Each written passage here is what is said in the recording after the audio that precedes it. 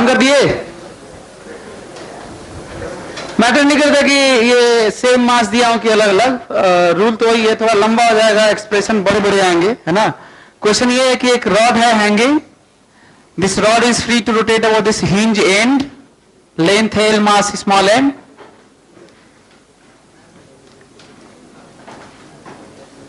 आया, इस रॉड से लड़ा, ये कितने स्पीड से लड़ा, वी नॉट से,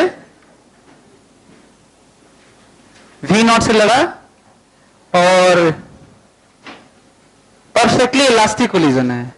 पार्शियली भी दे सकते हैं, आसान वाला तो कर चुके हम लोग कि स्ट्राइक करे और स्टिक कर जाए ना, चिपक जाए तो वो तो आसान था, ये थोड़ा सा कठिन है, लंबा कैलकुलेशन है। कठिन क्या है, लड़ने के बाद मान लेते हैं ये चलता है V1 से और ये घूमता है ओमेगा से, तो ये कितने से यहां पे जा रहा होगा, ये वाला ओमेगा एल, कितने जा रहा होगा, ओमेगा एल।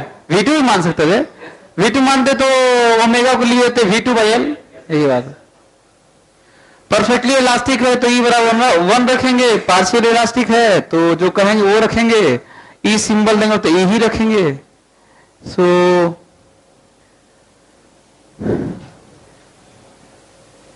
अच्छा, परफेक्टली इलास्टिक कोलिजन है तो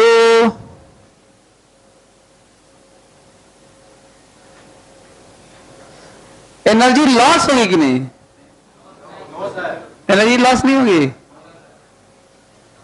जर्क तो लगेगा यार वहां पे, है ना। क्या ऐसा ऐसा तो नहीं है कि परफेक्टली इलास्टिक कोलिजन हो ही नहीं सकता, ऐसा तो नहीं है, क्योंकि यहां पे जर्क तो लगना है, लग रहा है। यदि परफेक्टली इलास्टिक कोलिजन ई बराबर 1 रख देंगे, तो हो सकता है कि ये भी पॉसिबिलिटी है कि जब फ्री कोलिजन हो, इस तरह का हिंज ना हो, रोटेशन, तब शायद एक नया केस बन सकता है कि परफेक्टली इलास्टिक कोलिजन में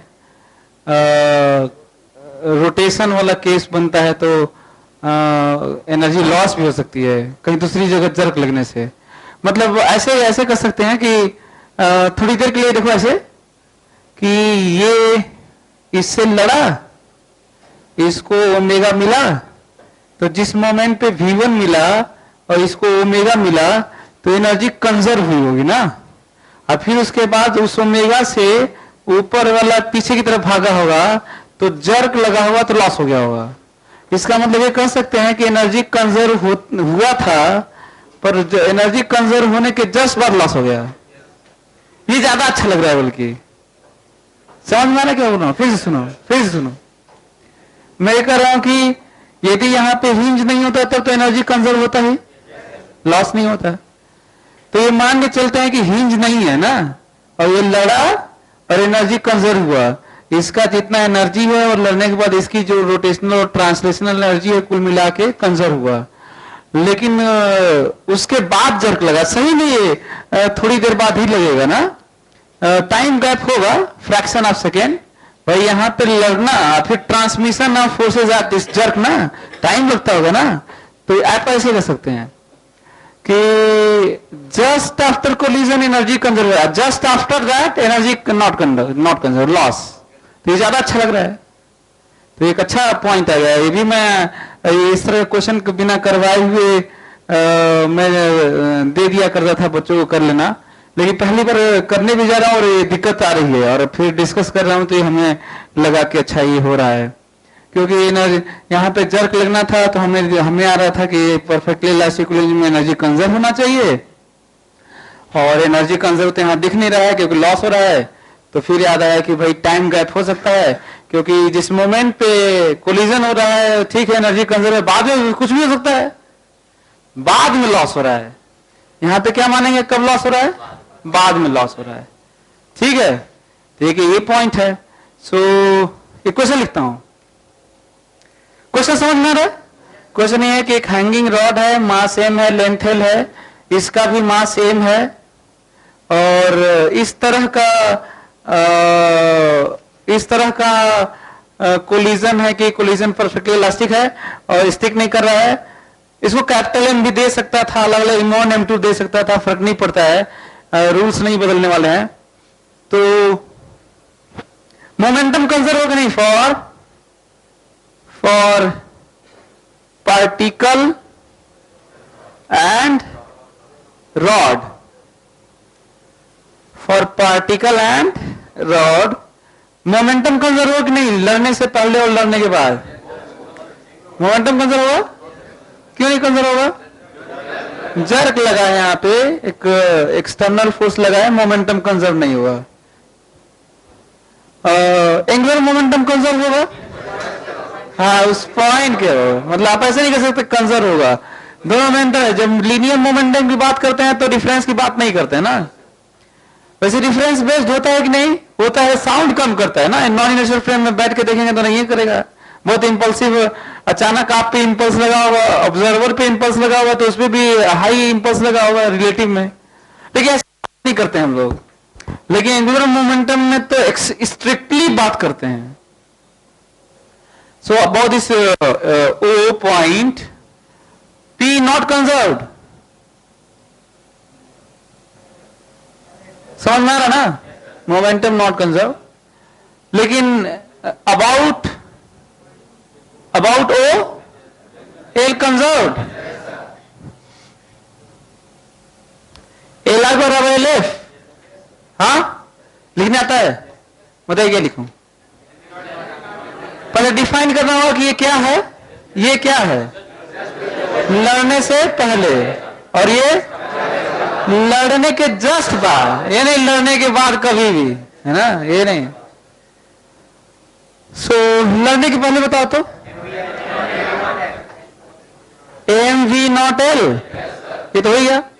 और लड़ने के बाद बताओ, लड़ने के बाद माना ये कितने से घूम रहा है, ओमेगा से, और ये कितने से जा रहा है, V1 से। तो लड़ने के बाद बॉल का बताओ, MV1L, और प्लस इसका बताओ। प्योर रोटेशन वाला लगा लेते हैं, वो ट्रांसलेशनल सेंटर मास का और सेंटर मास के अबाउट के बजाय प्योर रोटेशन वाले जाते हैं, हालांकि दोनों एक ही बात है। तो क्या लिखे, I omega, what is I, ml square by 3। क्या ml स्क्वायर बाई 3 समझ में आ रहा है? कितने अननोन हो गए? दो अननोन है, V1 और दो अननोन है। तो दो अननोन है तो फिर अब किसे होगा, E वाला लगाएंगे, है ना। तो E वाला लगाते हैं,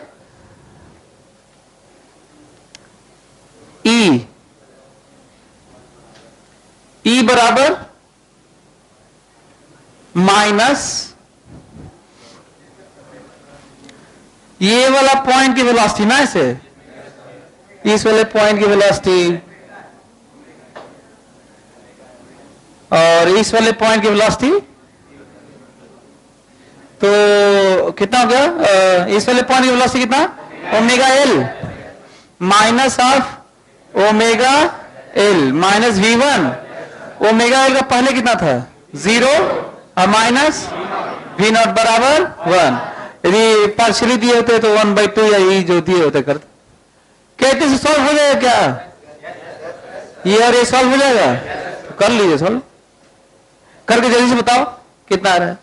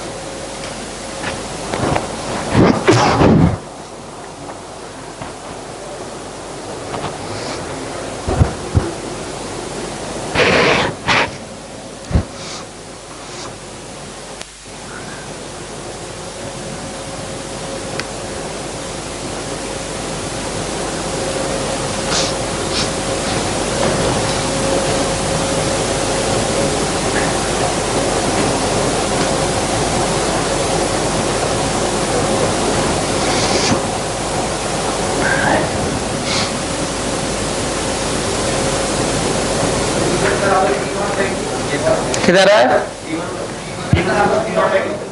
V1 बराबर V0/2,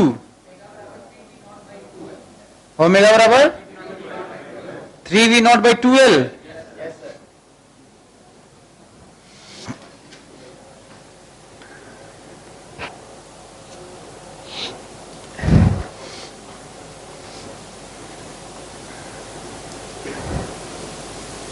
यदि इसको हम लोग लेके एनर्जी देखें तो एनर्जी कंजर्व नहीं होने वाला है, आप करके देखेंगे तो, क्योंकि पहले से ही लग रहा था कि एनर्जी लॉस होने वाली है।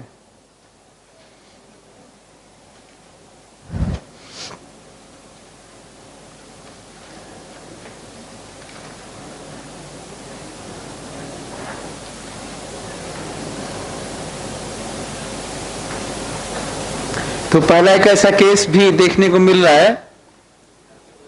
हाँ, इलास्टिक कोलिजन है और एनर्जी लॉस हो गया, रिजिड बॉडी होने के कारण ऐसा हो रहा है और यहाँ पे जर्क लगने के कारण है। एक काम करें, ये निकाला जाए क्या इसमें कि एनर्जी लॉस कितनी हो रही है? निकाला तो लॉस लग रहा है, हुई है ना? देखो तो, पता करो तो, देख भी लेते थोड़ा कंफर्म हो जाओगे कि हाँ भाई लॉस भी हो गया है। कहीं ऐसा ना हो कि कंजर्व हो जाए।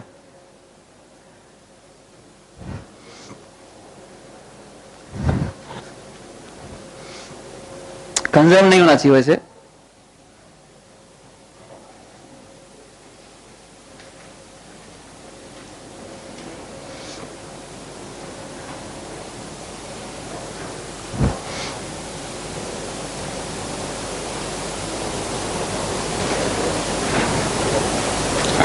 इन दोनों को, इस इक्वेशन को और इस इक्वेशन को सॉल्व करने के बाद V1 बराबर V0/2 इसका आया है और 3V0/2L। लॉस हो रहा है ना? लॉस हो रहा है। एनर्जी लॉस बराबर K इनिशियल माइनस K, वो इज K इनिशियल 1/2 mV0², वो इज K फाइनल 1/2 mV0/2 का square plus 1/2 I omega square, वो is I mv²/3, what is omega? ये जल्दी से रखो।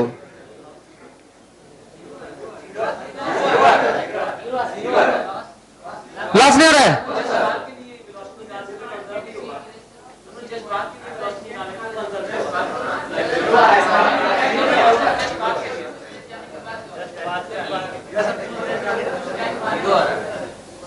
जीरो आ रहा है?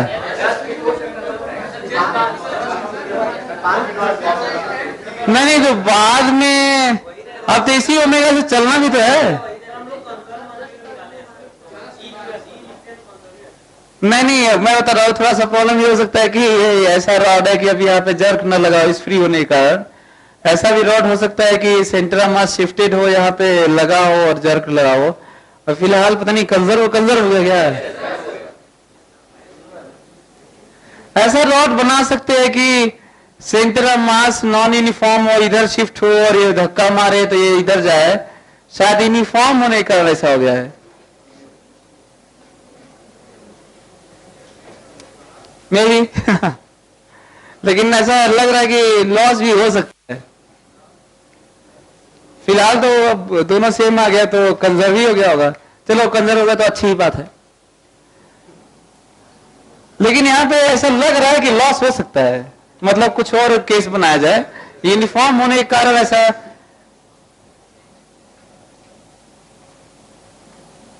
चलो इस पे मैं देखता हूं, कुछ क्वेश्चन घर पे बनाता हूं कि क्या पॉसिबिलिटी है। चलो क्वेश्चन लिखो, इसको आगे बढ़ते हैं। मतलब लॉस नहीं हो रहा है ना, सेम आ रहा है इनिशियल और फाइनल। तो अब ऐसे क्वेश्चन कर लोगे? यदि मैं कहूं कि कितने परफेक्टली इलास्टिक कोलिजन और कितने से आके धक्का मारे कि ये घूम जाए, तो कर लोगे? क्या करना होगा? इस ओमेगा को लेके चलना होगा, इसको जस्ट कहां पहुंचाना होगा? यहां पे, और ओमेगा कितना मानना होगा? 0।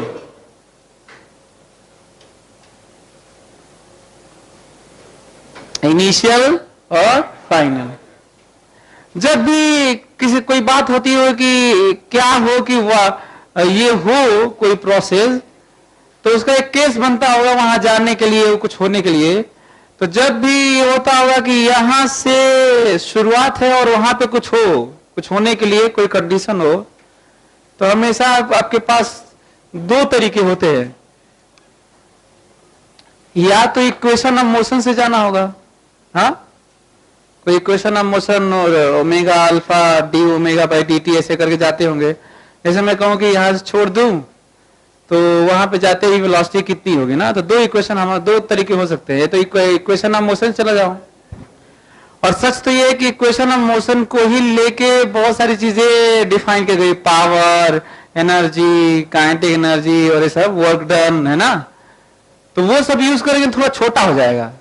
है तो इक्वेशन ऑफ मोशन से ना, वो उसमें देखते हो कि work done F dot D S, D S V D T, तो फिर है तो मोशन ही वाला पार्ट, फोर्स में मल्टीप्लाई करके वर्क डन की बात करते होंगे।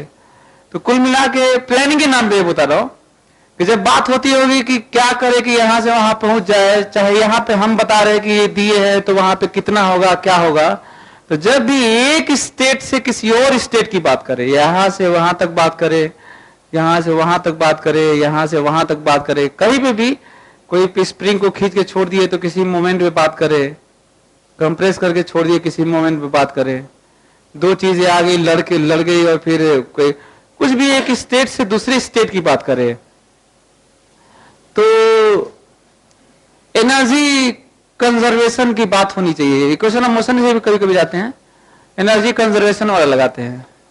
कंजर्व नहीं होता हो तो बैलेंस लगाते होंगे, या फिर वर्क एनर्जी थ्योरम लगाते होंगे, तीनों एक ही बात है।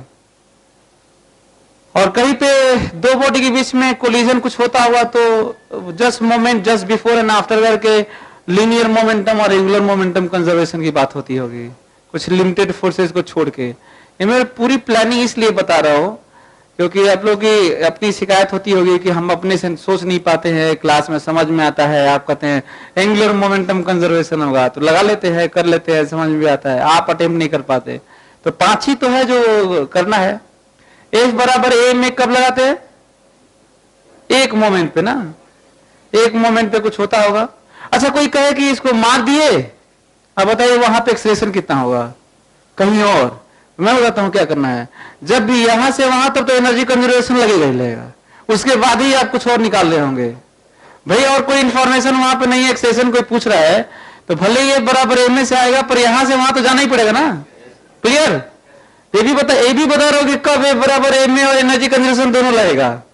तो जब भी एक स्टेट से, एक जगह से, एक पोजीशन से, एक स्टेट से, एक फेज से किसी दूसरे जगह की बात हो तो एनर्जी कंजर्वेशन तो लगेगा ही लगेगा। या तो इतने ही से आ जाएगा, या तो एक बराबर ए में फिर वहां पे बिल लगाना पड़ेगा और फिर बताना होगा। क्लियर हो रहा है क्या? तो देखते हुए दो दो लगाते होंगे। वर्ग ने पावर में तो यही पढ़ाया था कि कहा था दो ब्रह्मास्त्र दे रहा हूं, कभी एक लगेगा कभी दोनों लगेगा। तो आज आपको बता रहा हूं कब एक लगेगा कब दोनों लगेगा। कब दोनों लगेगा? जब एक जगह से कहीं दूसरी जगह जा रहे होंगे और वहां पे फोर्स से रिलेटेड कोई कुछ पूछ रहा होगा तो एनर्जी कंजर्वेशन से तो पहले जाना ही होगा। ए बराबर एम से जाओगे वहां से, अरे ए बराबर एम तो एक ही जगह लगता है, तो यहां से वहां पे कैसे जाएंगे? 12th में भी पढ़ेंगे, दो चार्ज को छोड़ देंगे और चले जाएंगे इनफाइनाइट पे। स्पीड बताइए तो क्या सोचना होगा? Energy conservation. भाई नहीं, वहां जरा एनर्जी कंजर्वेशन लगाना ही होगा। क्लियर हो रहा है?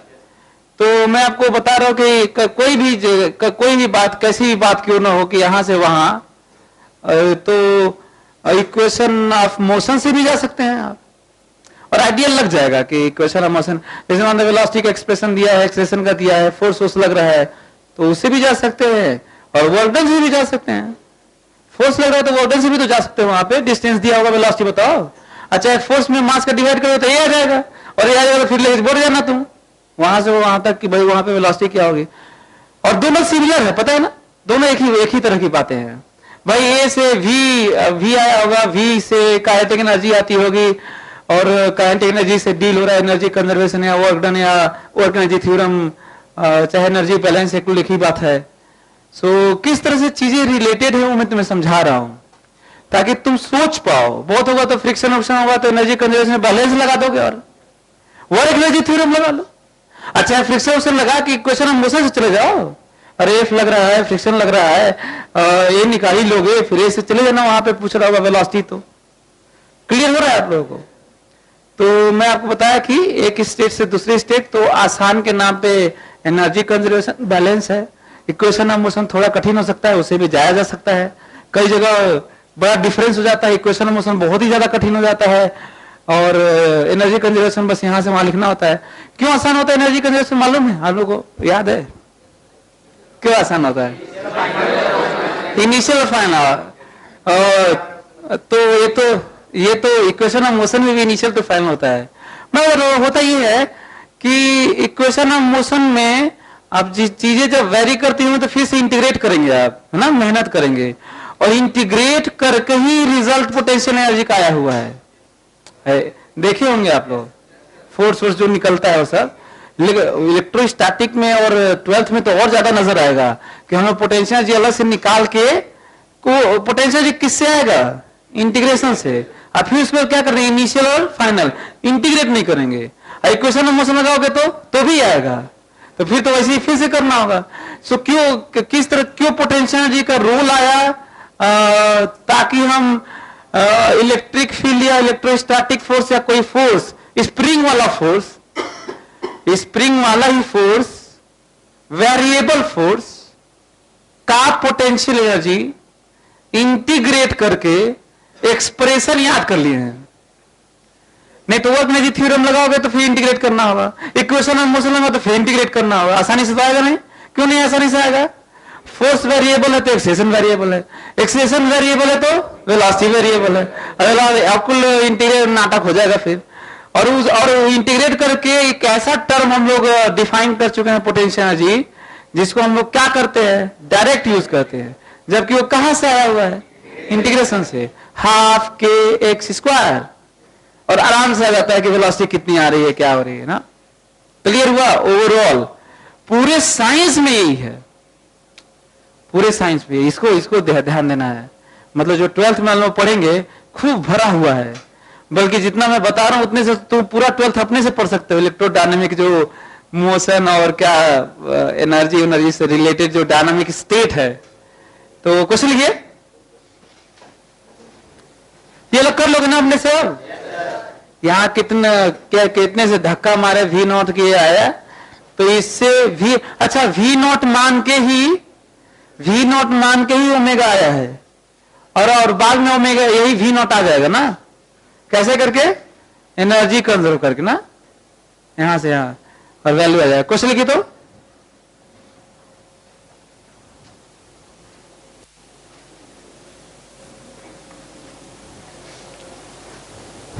a stone of mass m, a stone of mass m, a stone of mass m is thrown with speed u. Stone of mass m is thrown with speed u at angle theta with horizontal from ground. At angle theta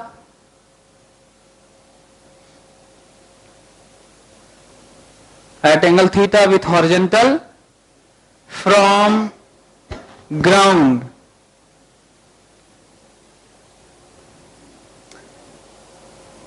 Find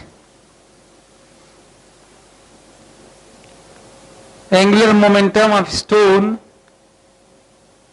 Find first part, na? Find first part.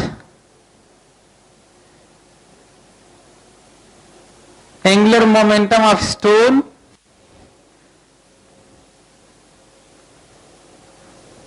when it reaches the highest point,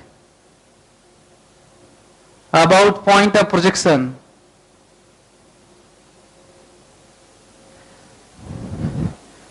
Angular momentum of stone when it reaches to the highest point about point of projection. Next,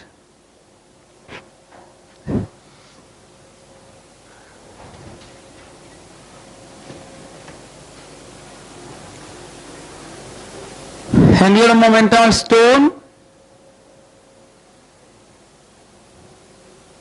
about point of projection. Angular momentum of stone about point of projection as a function of time. As a function of time.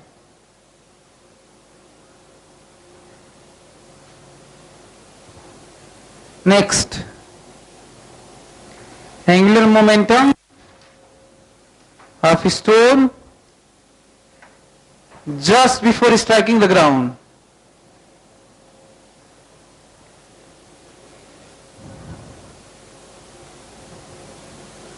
Just before striking the ground, about point of projection, about point of projection.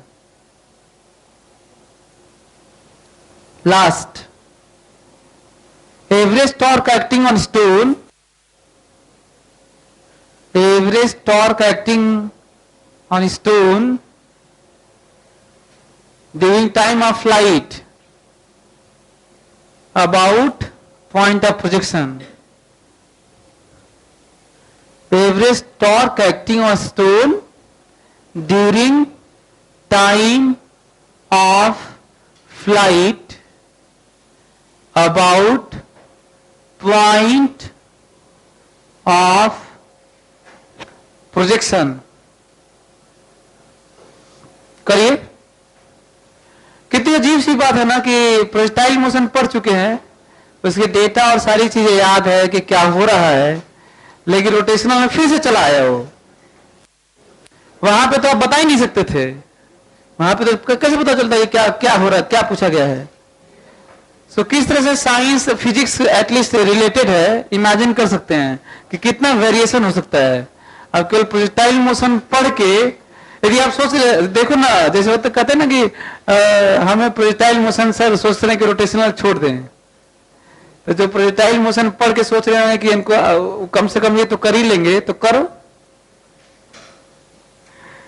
Projectile motion जानने से angular momentum तो नहीं आएगा ना।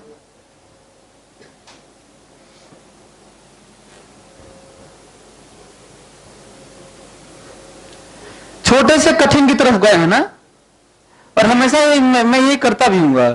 तो पहला वाला तो कर ही लीजिए जल्दी से, पहला वाला फ्रैक्ट आंसर बताओ।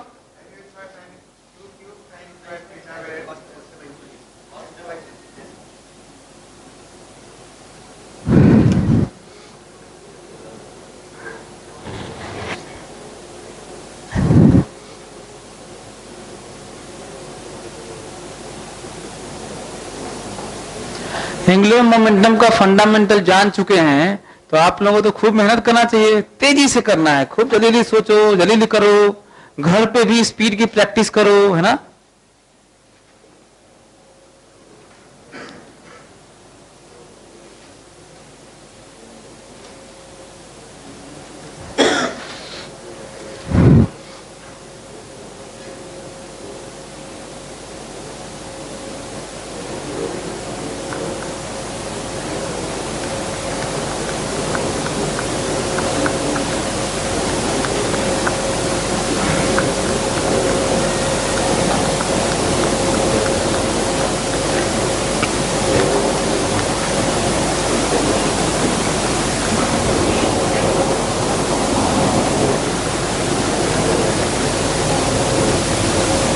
हुआ।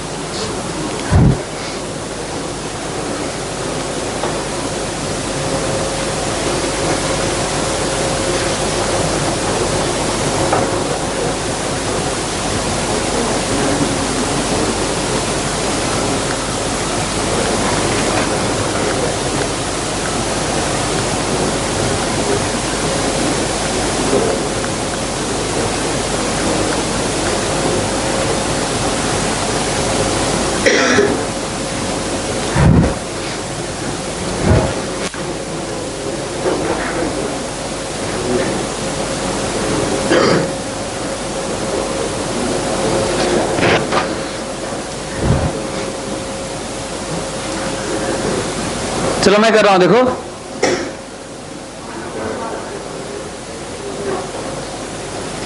देखो मैं कर रहा हूं, देखो यदि अगर आप एक स्टोन को फेंक दिए तो यहां पे जा रहा है ना, ऐसे कितनी स्पीड से फेंके हैं, यू से, और एंगल थीटा,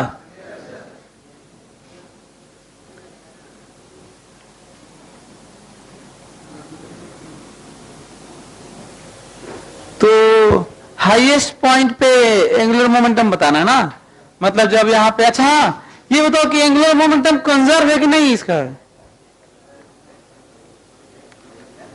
स्टोन का आप कह सकते हैं कि सर किसके अबाउट ना, तो बता रहा हूं इसके अबाउट, पॉइंट ऑफ प्रोजेक्शन के अबाउट, एंगुलर मोमेंटम कंजर्व है कि नहीं, क्यों नहीं कंजर्व है, एक mg लग रहा है, जब जब ये जा रहा था एक mg लग रहा था, और देखो mg ऐसे लगेगा, देखो mg और परपेंडिकुलर डिस्टेंस, तो टॉर्क लग रहा था, और टॉर्क लगता है तो एंगुलर मोमेंटम कंजर्व नहीं होता है, टॉर्क लगता है तो एंगुलर मोमेंटम कंजर्व नहीं होता है, सो एंगुलर मोमेंटम कंजर्व नहीं है।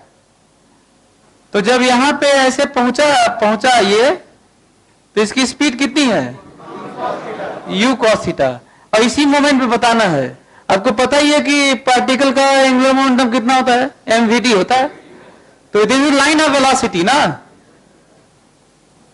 ये क्या है, और लाइन ऑफ वेलोसिटी, तो ये लाइन ऑफ वेलोसिटी और परपेंडिकुलर डिस्टेंस ना, यही ना, लाइन ऑफ वेलोसिटी और परपेंडिकुलर डिस्टेंस उतना ही जितना मैक्सिमम हाइट है, तो क्या लिखूं बताओ, angular momentum about O is equal to m u cos theta h mvd, so m u cos theta what is h by 2g, तो कितना हो गया, m u q sine square theta cos theta divided by answer, कितने angular, शुरू में कितना angular momentum था, 0, वहीं से पास कर रहा था,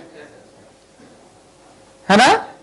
अच्छा यदि मैं आपसे कहूं कि एग्जांपल लेके आए, जैसे ये जो लिखे हो तो मैग्नीट्यूड है ना, यदि मैं कहूं कि दिस मच मैक्सिमम हाइट पे this much angular momentum at maximum height, यहां पे I, यहां पे J, यहां पे K और यहां पे -K, कौन सा सही है, ये देखो ये x है ना, ये Z इधर ही होता है, ठीक है, एक्स वाई जेड भी किससे डिफाइन होता है, राइट हैंड से, अपने से नहीं होता है कुछ भी, अपने से माना के अंदर जेड है तो माना मुनि नहीं होता, ठीक है, एक्स है तो वाई है तो जेड इधर ही होगा, ध्यान रखिएगा, कहीं और भी, यदि मैं इसको वाई लिख दूं, इसको वाई लिख दूं और नीचे एक्स लिख दूं, इधर एक्स लिख दूं, तो क्या होगा, इधर वाई इधर एक्स, जेड किधर होगा बताओ, इधर एक्स बाहर होगा, सही है। अच्छा ये बताओ कि इसको मैं जेड लिख दूं और इसको वाई लिख दूं, एक्स किधर होगा बताओ, इसको मैं जेड लिख दूं और इसको वाई लिख दूं तो एक्स किधर होगा, करना क्या चाहिए पता है, देखो जब इसको जेड किए होगे, इसको वाई किए होगे, तो एक्स के दो पॉसिबिलिटी है, या तो बाहर या तो अंदर, तो कोई एक मान लो, बैठे मत रहो, बैठे रहो तो नहीं आएगा, सो या तो अंदर होगा तो बाहर, तो एक मान लो, सही होगा तो ठीक है वही है, नहीं तो दूसरा वाला होगा, देख लेते हैं, एक्स मान लो इधर, एक्स वाई इधर, तो इसमें तो गलत हो गया, हाँ तो हो गया अंदर, दो ही तो संभावना था यार, तो ध्यान रखिएगा, ये सब भी क्वेश्चन बन सकता है। तो दिस मच बताइए क्या लिखूं यहाँ पे, यदि वेक्टर लिख दूं -K ना, ये देखो ऐसे वेलोसिटी अंदर ना, सो अंदर है, सो अंदर आपको पता ही है -K है, तो साइन इनका ख्याल रखिएगा, दिस मच -K ना, यूनिट वेक्टर। अच्छा, मैग्नीट्यूड के बारे में बात कर रहा हूं। Magnitude of angular momentum, option increases about point of projection with time, increases, decreases, first increases then decreases, or first decreases then increases? हाँ, first increases then decreases, और आंसर है increases। कुछ भी हर जगह तुम लोग वही, तुम लोग बाई डिफॉल्ट तुम लोग दिमाग वही आता रहता है कि कुछ इंक्रीज डिक्रीज दोनों हो रहा होगा। आ रहा तो कैसे कैसे इंक्रीजेस समझ में आ रहा है? हाँ, जब यहां पे होगा ना तो लाइन ऑफ वेलोसिटी ये होगा, ध्यान रखना। जब यहां पे होगा ना तो भी ऐसे ही होगा और बढ़ता चला जाएगा। एक काम करके देख लीजिए, लास्ट में निकाल के देख लीजिए, लास्ट में निकालो निकालो जल्दी से, लास्ट में पहुंचते पहुंचते निकाल लो। Time as a function of time बाद में निकाल लेना, घर पे निकाल लेना as a function of time.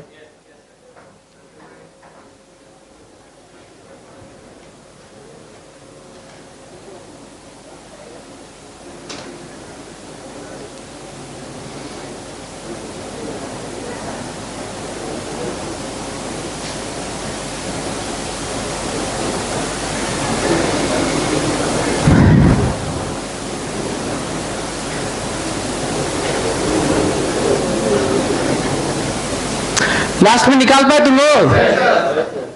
थोड़ा छोटे में निकालो, तुम बड़े में तो नहीं निकालने लगे। मैं जानता हूं, मैं हमें लगता है कि तुम लोग थोड़ा लंबे में निकाल रहे हो। देखो मैं छोटे में निकाला, देखो इधर देखो। ये जानते हो कितनी स्पीड है इसकी? u है। ये जानते हो कितना एंगल है? तो इसको तोड़ ले, बताओ इधर कितना है। अब बताओ इधर कितना है? जानते हो एंगुलर मोमेंटम किस वाले के कारण है? u sin थीटा का है। किसका है? हम multiply by r, mvd multiply by r। इस बार हम लोग बल्कि लाइन पूरी वेलोसिटी लेके परपेंडिकुलर नहीं मल्टीप्लाई कर रहे हैं, बल्कि वेलोसिटी को तोड़ के डिस्टेंस मल्टीप्लाई कर रहे हैं। वेलोसिटी को परपेंडिकुलर डिस्टेंस तोड़ के, एक ही बात है यार। कहा था ना कहीं कहीं वो भी कर लेना, तो वो नहीं कर रहे हो। तो आंसर कितना है? m u sin theta into r answer है। L final before striking the ground, m u sin theta into r. This is r. So m u sin theta into u square sin 2 theta by g बराबर कितना आ गया? m u q sine square theta 2 sine square theta cos theta divided by g. ये यहां पे sine square theta cos theta by 2 कितना गुना है? 4 गुना है। अब लोग चिल्ला रहे थे फर्स्ट इंक्रीजेस देन डिक्रीजेस, तो क्या ये always increases. Magnitude of angular momentum about point of projection always increases, 4 गुना है। ये भी रेशियो भी पूछा जा सकता था कि what is ratio of magnitude of angular momentum about point of projection at maximum height and just before striking the ground. So integer type में ऐसे कुछ भी बहुत कुछ पूछा जा सकता है। देखो कभी भी कोई क्वेश्चन का आंसर याद करके एडवांस नहीं क्वालिफाई होता है। वो तो जेई में थोड़ा बहुत फायदा हो सकता है, एडवांस वाला नहीं होता है। एडवांस वाले में आपको अच्छा, एडवांस का ये भी मतलब नहीं है कि आपको चीजें एक एक क्वेश्चन आप कर सकते हैं। बस ये है कि आपको थ्योरी जानना होगा, उसका फंडामेंटल जानना होगा, ऐसे तो नहीं होगा। तो यदि मैं आपसे कहूं कि talk about point of projection with time increases decreases magnitude, तो कांस्टेंट बताइए क्या है? First increases, then decreases, first decreases, then increases. Increases.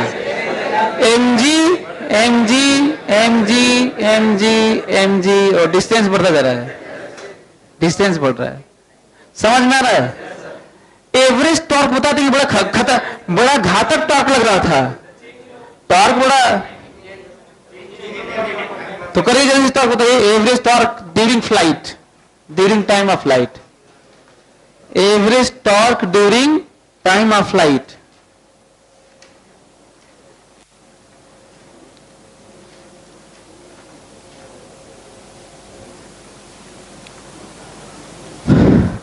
देखो तो एवरेज टॉर्क, इधर देखो, एवरेज टॉर्क, इधर देखो डेल्टा एल का। इसको थोड़ा और अच्छे से समझो ना, क्योंकि कितनी सिंपल सी बात है कि average acceleration, average power, average velocity, average current, average anything, average force को एक ही तरह डिफाइन, डेल्टा बाय डेल्टा। मतलब ये सीखिए, और खूब आईटी में आया हुआ है, एडवांस में और सब्जेक्टिव में हम लोग के टाइम में। सो एक ही एवरेज के अलावा, एवरेज तो इसके अलावा फॉर्मूला ही नहीं है यार। टाइम टेकन यहां पे, वो इस फाइनल एंगुलर मोमेंटम,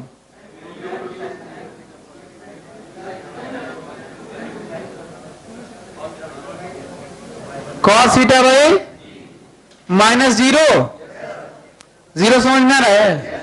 अरे शुरू वाला जो वेलोसिटी वहीं से तो पास किया था, divided by time of light, 2u sine theta by कितना आया? हाँ, m u square sine 2 theta by 2। कितना बढ़िया आया, देखो बहुत बढ़िया एवरेज टॉर्क आया, जो कि टॉर्क बदल रहा था। मतलब ऐसा लग रहा है कि कितना बढ़िया है। यदि मून पे हम लोग यू से फेंके और एवरेज टॉर्क अर्थ पे फेंके, एवरेज टॉर्क निकालना हो तो दोनों का सेम आ रहा होगा। क्यों सेम आ रहा होगा? क्योंकि जी नहीं है। लेकिन झटके में आपको क्या लगेगा? टॉर्क मतलब फोर्स इनटू परपेंडिकुलर डिस्टेंस, और यहां पे एमजी ज्यादा लग रहा होगा ऐसे, और वहां पे कम लग रहा होगा।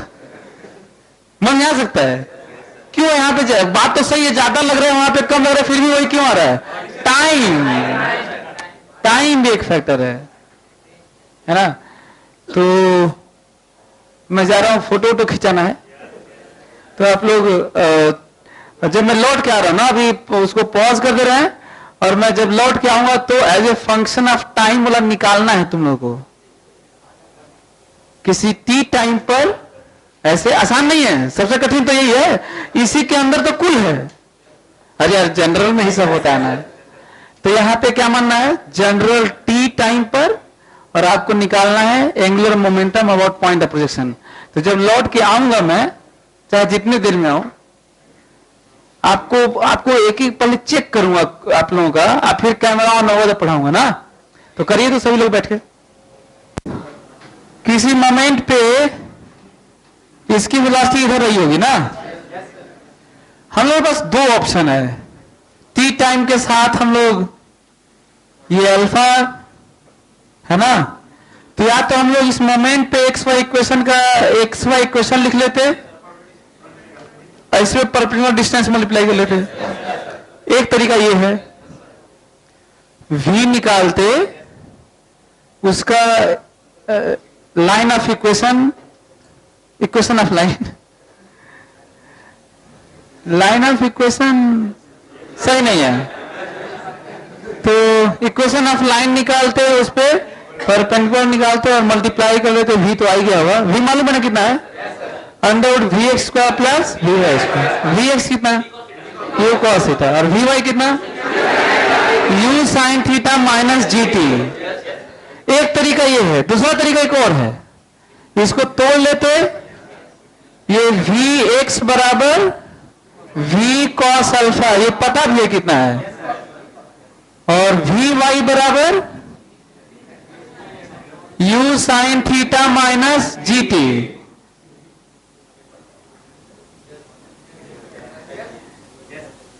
वी एक्स वाले में y मल्टीप्लाई करना है, और वी वाई वाले में x मल्टीप्लाई करना है, और x वाई इक्वेशन भी तो निकालने होंगे आप लोग। x as a function of time, y as a function of time आ ही गया होगा, लेकिन साइन के साथ जोड़ना है। ये वाला के लिखना है के, तो ये वाला देखिए, ये वाला के है, ये वाला है, ये वाला प्लस के है और ये वाला माइनस के है। कर लोगे? तो क्या लिखना है देखो, मैं लिख देता हूं, एल, वेक्टर फॉर्म लिख रहा हूं, एल, फिर देखिए ये वाला वी वाई एक्स के, सही है, वी वाई एक्स के माइनस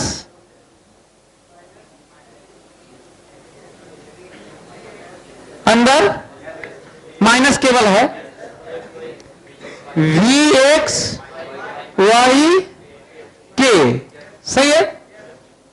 वैल्यू कितना आ गया,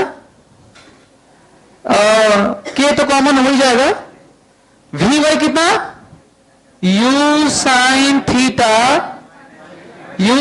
थीटा माइनस जी टी, और एक्स वाला u cos theta into t, सही है, माइनस ये वाला वी एक्स कितना, यू कॉस थीटा, और वाई कितना, u sine theta t minus half g t square, सही है, के। This is what angular momentum about point of projection as a function of time. अच्छा वो छूट गया क्या, एमवीडी, मास छूट गया, एम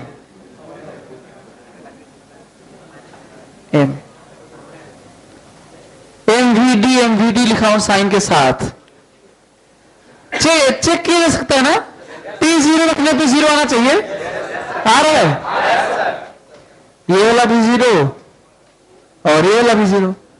अच्छा टाइम ऑफ फ्लाइट रखने पे वो आना चाहिए, फिर ये वाला टाइम रखने पे से आएगा वो सब, है ना। बल्कि इस तरह से जनरल करके मैक्सिमम हाइट वाला निकालना अच्छा नहीं है, जब कोई स्पेसिफिक पूछे तो वही वाला निकालो, जनरल पूछे तो जनरल वाला निकालो।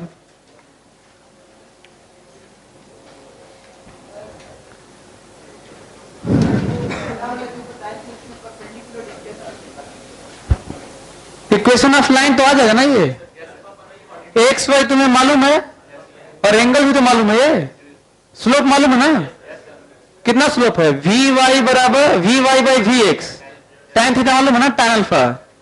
तो यदि स्लोप मालूम हो और एक पॉइंट मालूम हो, एक्स वाई मालूम है as a function of time, तो लाइन इक्वेशन ऑफ लाइन तो आ ही जाएगा ना। और फिर थोड़ा लंबा हो जाएगा, वो थोड़ा लग रहा है ज्यादा लंबा होगा, इसे थोड़ा तोड़ उड़ के थोड़ा आसान लग रहा है कि हाँ, और आएगा वही, हाँ वही तो वो भी हो जाएगा, उससे भी छोटा ही लगेगा। आगे क्रॉस ले रहे हो थोड़ा लंबा हो रहा होगा, ये तो आराम से हो रहा है ये, हाँ हाँ आएगा वही, थोड़ा आराम से आ रहा है ये, बाकी वो कई तरीके लगे रहे हैं, सब सेम ही है। क्वेश्चन लिखिए। अरे अरे स्टार्ट हुआ, कोई स्टार्ट किया है, कब कब शुरू किया है,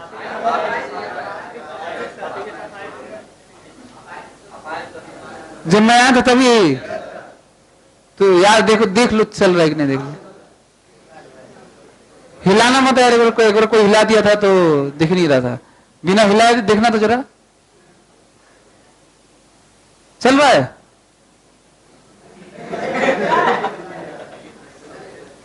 रिकॉर्डिंग चल रही है,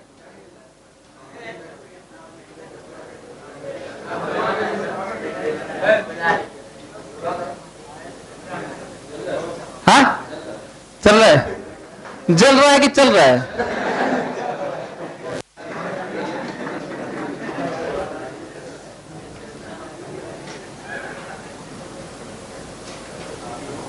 तुम लोग को याद है कि कोई आया था, अमित आया था,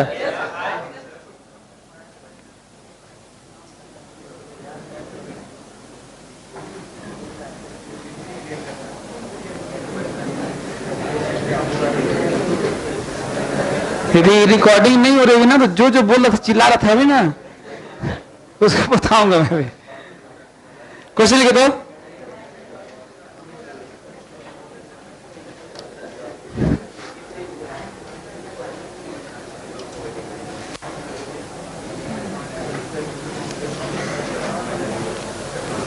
A disk of mass capital M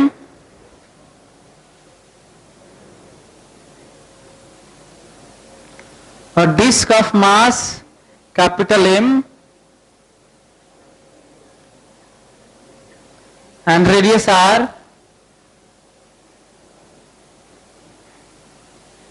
in horizontal plane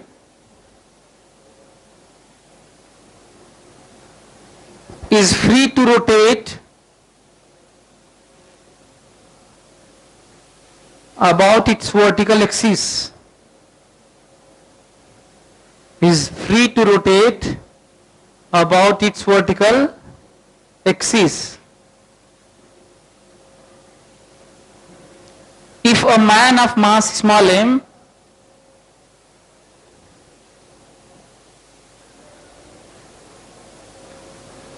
if man of mass small m on it, a man of mass small m on it starts walking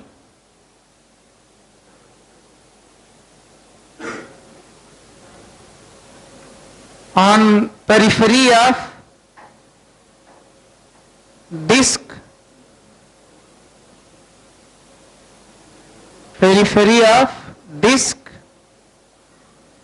then find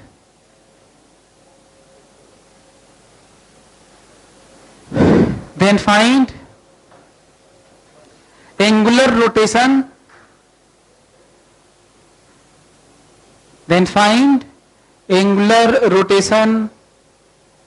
of disk, find angular rotation of disk if man complete one revolution with respect to disk. If man complete one revolution with respect to disk. Also find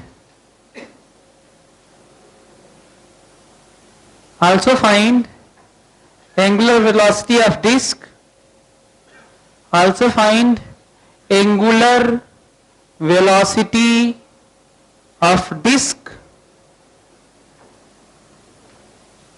if angular velocity of man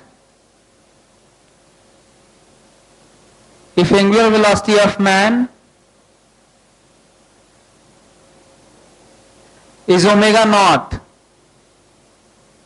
with respect to disk. If angular velocity of man is omega naught with respect to disk. करिए, question समझ में आ रहा है? करिए।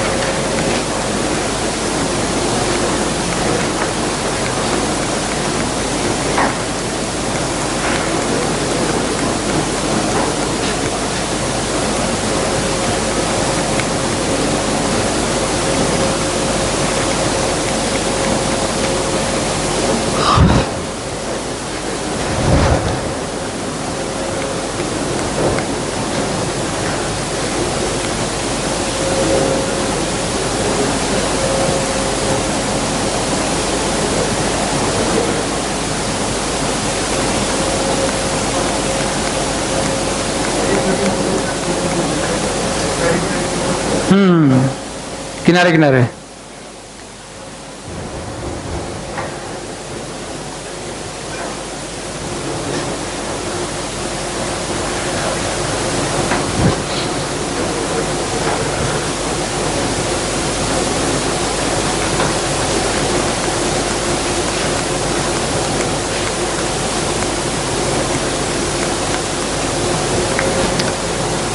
हुआ तुम लोग से? क्वेश्चन तो आप लोग समझ में आ रहा ना? क्वेश्चन बता देता हूँ, जिनको कम समझ में आ रहा है उनके लिए क्वेश्चन बता देता हूँ।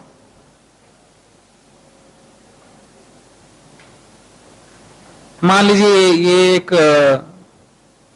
ये हिंज है जो इसी के अबाउट घूम सकता था। एक मैन है यहां पे,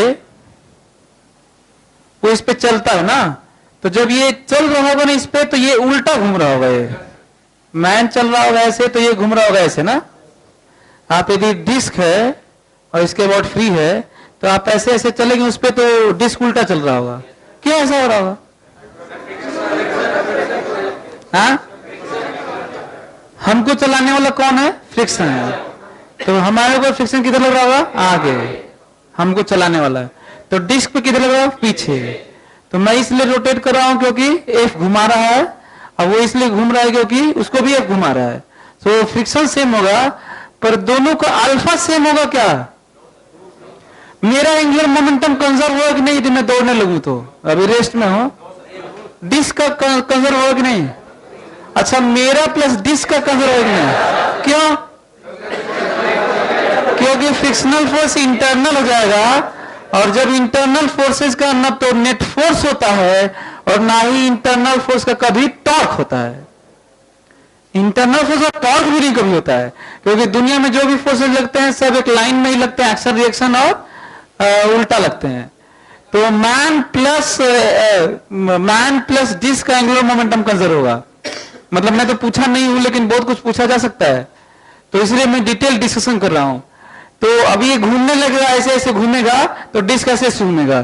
तो आपको क्या लग रहा है, उस पर घूम के जब एक चक्कर आएगा डिस्क पे, तो आपको क्या लगता है, डिस्क भी एक चक्कर मारेगा? तो बताना है कितना चक्कर मारेगा, कितना एंगल घूमेगा, बताइए।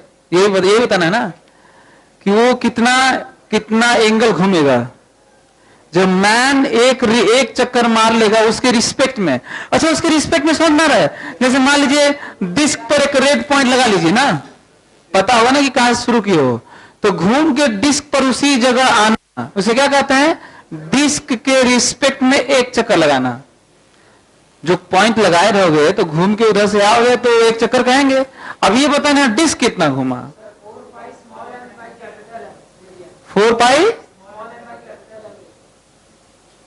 4 pi small m by capital m. देखते हैं, पता नहीं एम प्लस एम नहीं आ रहा है क्या नीचे? एम प्लस एम आना चाहिए। जल्दी सभी लोग करिए जल्दी से।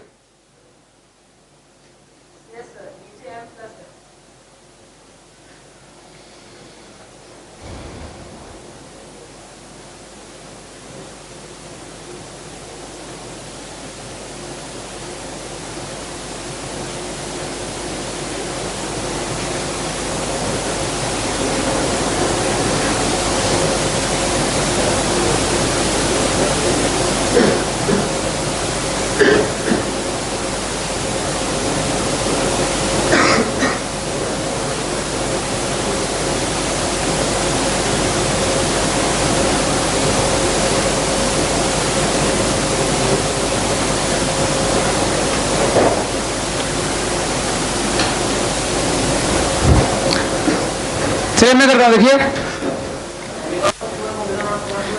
हाँ, अगला वाला क्वेश्चन ना, अभी पहला वाला रोटेशन वो एंगल बताना था अभी। चलो मैं करता हूं, देखो यदि पॉसिबिलिटी है सारा बता देता हूं ना। यदि मैं इसको देखो तो, यदि मैं इसको ओमेगा नॉट मानूं तो इसको ओमेगा मान लेता हूं, इसको अल्फा नॉट मानूं तो इसको अल्फा मान लेता हूं, इसको थीटा नॉट मानो तो इसको थीटा मान लेता हूं ना। ऐसे जो मैं आप लोगों को सेंटर ऑफ मास वाला मोमेंटम कंजर्व करके पढ़ाया था, याद है? m1x1 बराबर m2x2। ये कब होता था? जब नेट फोर्स नहीं लगा करता था ना, म्यूचुअल फोर्सेस ना, आपस में एक दूसरे को खींचे, रस्सा कस्सी, टगवार, ऐसे। तो मैं रिलेट कर रहा हूं उसी से। बहुत अच्छा क्वेश्चन है ये। तो आपके ऊपर एक क्वेश्चन लिख सकते हैं, एक क्वेश्चन लिखा जा सकता है। तो क्वेश्चन क्या क्या लिख सकते हैं? फ्रिक्शनल फोर्स इस पे इधर लग रहा होगा तो इस पे इधर लग रहा होगा, तो लगा लेते हैं ना। फ्रिक्शनल फोर्स लिख देता हूं मैं, जो लग रहा था। मैन के लिए लगाता हूं, for man, for man. So tau बराबर आई अल्फा। हाँ, तो मैन पे टॉर्क बताओ तो, सही लिखा हूं? सही है। अब मैन का जरा मोमेंट ऑफ इनर्शिया बताओ, और मैन का सही है ये अल्फा नॉट। ठीक है। फॉर, अच्छा ये क्वेश्चन लिख लें, एफ बराबर, सही है, फॉर डिस्क, और डिस्क अगेन टाउ बराबर है अल्फा। तो जरा डिस्क को जरा होता है तो उल्टा फोर्स, उल्टा टॉर्क। मैं मैग्नीट्यूड लिख रहा हूं ना, मैं मैग्नीट्यूड लिख रहा हूं। मैन पे टॉर्क किधर किधर, मैन का टॉर्क किधर होगा, ऊपर, तो डिस्क पे किधर होगा, नीचे। नेट टॉर्क यदि दोनों का मिला 0। सो एफ इंटू आर सही लिखो, डिस्क पे उल्टा। डिस्क है बताओ, कैपिटल एन अल्फा, तो एफ बराबर, सही है, ये दोनों एफ को बराबर कर लें, फोर्स बराबर होना चाहिए था, फ्रिक्शनल फोर्स। सो इन दोनों को इक्वेशन, फर्स्ट और सेकेंड इक्वेशन को बात करें लेके, तो हम लोगों के पास रिलेशन मिलेगा एम आर अल्फा नॉट बराबर m r alpha by 2। So m alpha not बराबर एम अल्फा बाई 2। सही है। ऐसा लग रहा है कि यदि हम लोग मोमेंट ऑफ इनर्शिया लेके बात करें, आर स्क्वायर मल्टीप्लाई कर रहे हैं, तो I1 अल्फा 1 बराबर I2 अल्फा 2 होना भी चाहिए था। उल्टा है, साइन डायरेक्शन उल्टा है, मांगे चल रहे हैं।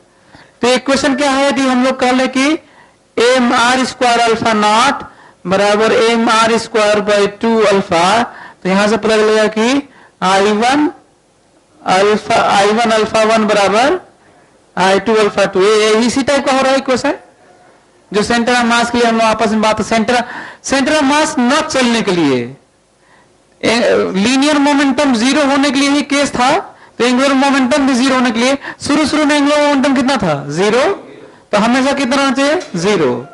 मेरा एंगुलर मोमेंटम किधर, ऊपर, तो डिस्क का किधर, नीचे, और हमेशा क्या रहेगा, 0 बराबर।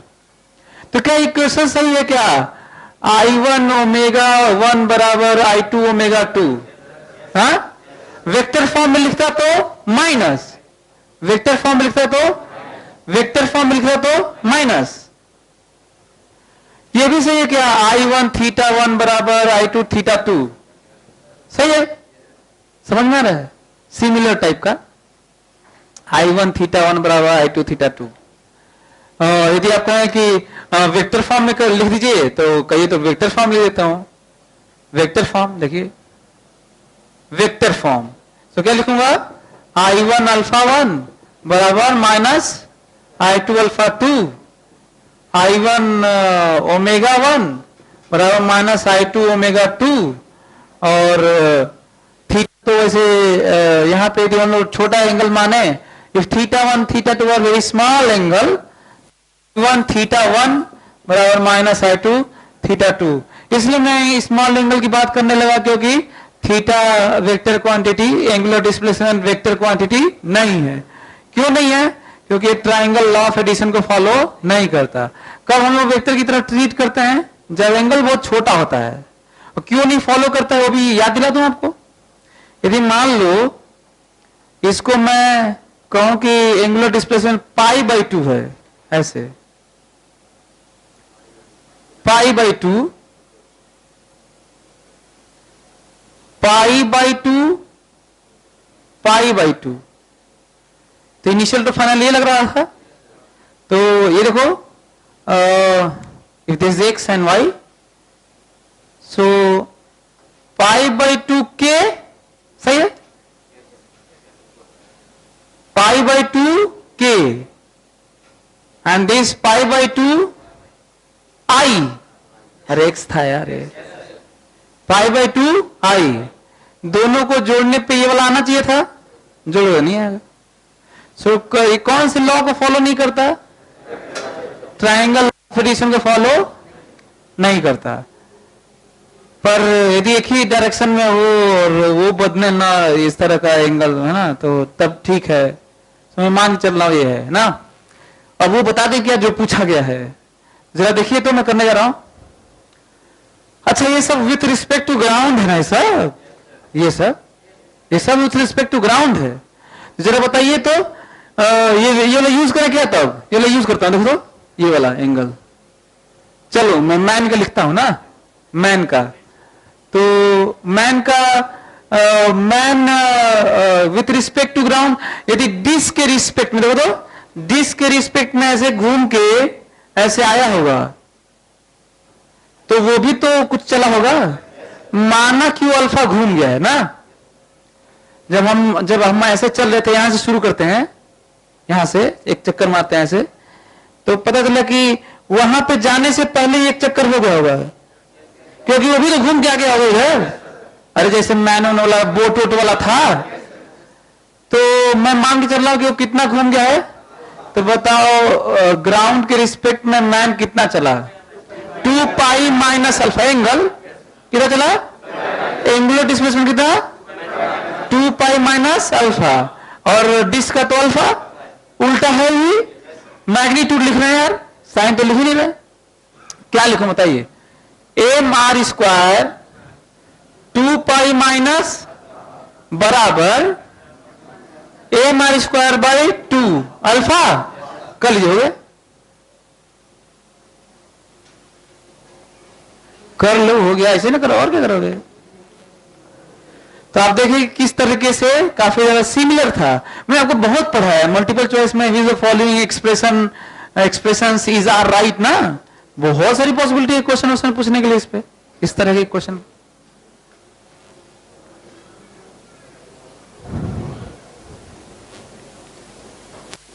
यदि डिस्क के रिस्पेक्ट में एक चक्कर घूमे, डिस्क के रिस्पेक्ट में एक चक्कर घूमे, तो ग्राउंड के रिस्पेक्ट में कितना घूमेगा?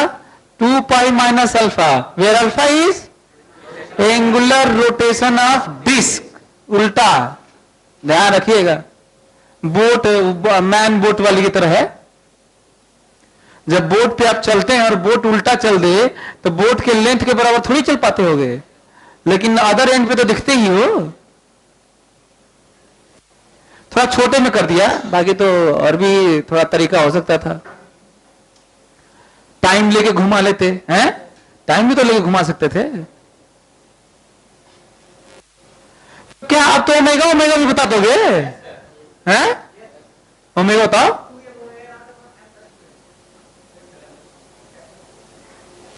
अच्छा ये रिजल्ट कितना आया पता चल रहा ना आप लोगों को? What is value of alpha? हाँ, 4 pi m by 2m plus m, यही आ रहा है। 4 pi m by 2m plus m. Solve करने पे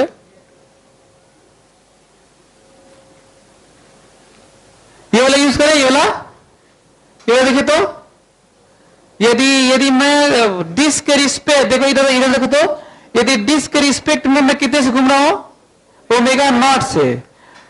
और डिस्क को मान लेते हैं कितने से घूमने लगा? ओमेगा से। हैं? यदि मैं उस पर घूमू डिस्क के रिस्पेक्ट में ओमेगा नॉट से, और डिस्क घूमने लगे ओमेगा से, तो ग्राउंड के रिस्पेक्ट में सब है भाई, ये सब ग्राउंड के रिस्पेक्ट में लिखा गया है, एंगुलर मोमेंटम 0 के लिए। तो बताओ ग्राउंड के रिस्पेक्ट में मेरा कितना एंगुलर वेलोसिटी है? ओमेगा नॉट माइनस ओमेगा है। ठीक है, मैं तो यदि डिस्क रुका रहेगा तब ना ओमेगा नॉट होगा। पता लगा कि मैं घूम रहा हूं, वो भी घूम रहा है उल्टा, तो हमको तो खींच लेगा इधर। So what is my angular velocity with respect to ground? Omega not. और ग्राउंड वाला ही लिखना है, तो लिखें मेरा इनर्शिया एम आर स्क्वायर और मेरा एंगुलर वेलोसिटी ओमेगा नॉट में सुनेगा बराबर डिस्क का एम आर स्क्वायर बाई 2 और केवल ओमेगा। मैग्नीट्यूड लिख रहा हूं और आंसर आ गया। कितना आंसर आ गया? What is value of omega? हाँ, 2n omega naught by 2m plus m। और थोड़ा ऑब्जेक्टिव होता तो क्या कर रहे थे, दोनों का मास सेम है, दोनों का मास सेम है तो कितना आंसर है? 2 ओमेगा नॉट बाई 3। दोनों का मास सेम है तो 2 ओमेगा नॉट बाई 3 ऑब्जेक्टिव। दोनों का मास सेम है तो एक चक्कर लगाऊंगा तो ये कितना घूम जाएगा? हाँ, 4 पाई बाई 3 मतलब कितना एंगल?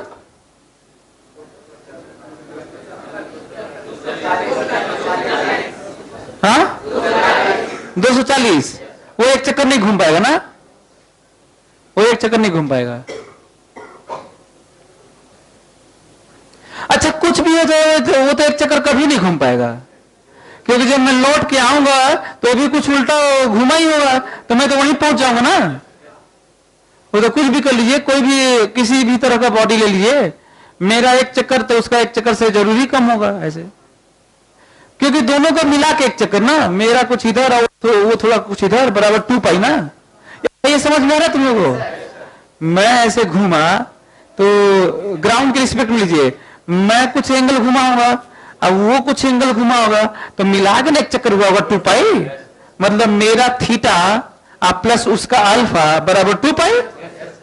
ऐसे भी एक अच्छा ही क्वेश्चन है, ऐसे फॉलोइंग रिलेशन इज राइट।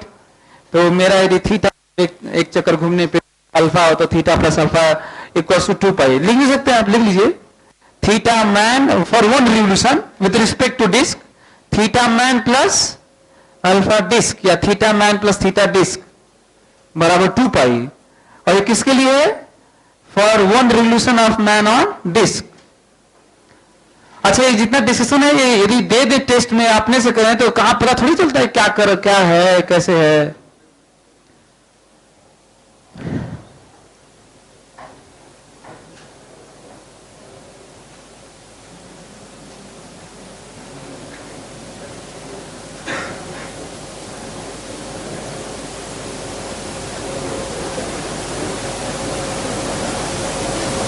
अच्छा, ये बताओ, ऐसे ही पूछ लेता हूं, वो क्वेश्चन तो दिया नहीं हूं, यदि मैं ग्राउंड के रिस्पेक्ट में ओमेगा से चलूं, डिस्क नहीं, डिस्क ज्यादा पॉपुलर है वैसे, ग्राउंड के रिस्पेक्ट में ओमेगा नॉट से चलूं तो तब वो कितने से घूमेगा?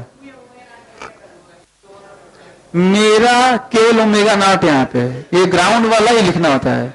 अब बराबर आई ओमेगा तो ठीक हो गया, ऐसे ही वहां पे भी था, तो रिलेटिव वाला ज्यादा पॉपुलर है वैसे, तो ये समझना है। अच्छा, डिस्क के रिस्पेक्ट में मैं ओमेगा नॉट से घूमूं तो कितने देर में एक चक्कर मारूंगा, बता सकते हैं आप लोग? डिस्क के रिस्पेक्ट में मैं ओमेगा नॉट से घूमूं तो एक चक्कर कितने देर में लगेगा, बता सकते हैं? हाँ, 2 पाई बाई ओमेगा नॉट। भाई मैं वो डिस्क के रिस्पेक्ट में दे भी तो रहा हूं। अच्छा, डिस्क के रिस्पेक्ट में मतलब डिस्क को क्या मान सकते हैं? रेस्ट में, और ओमेगा नॉट में घूम रहा हूँ तो ठीक ही है, तो 2 पाई बाई ओमेगा नॉट। अच्छा, ग्राउंड के रिस्पेक्ट में ओमेगा नॉट से घूमो तो कितने करूं?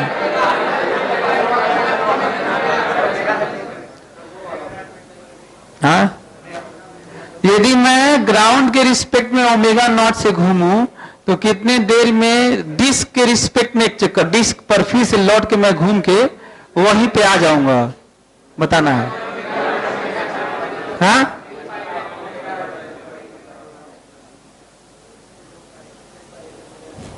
कैसे कैसे निकाल रहे हो तुम लोग, क्या कर रहे हो?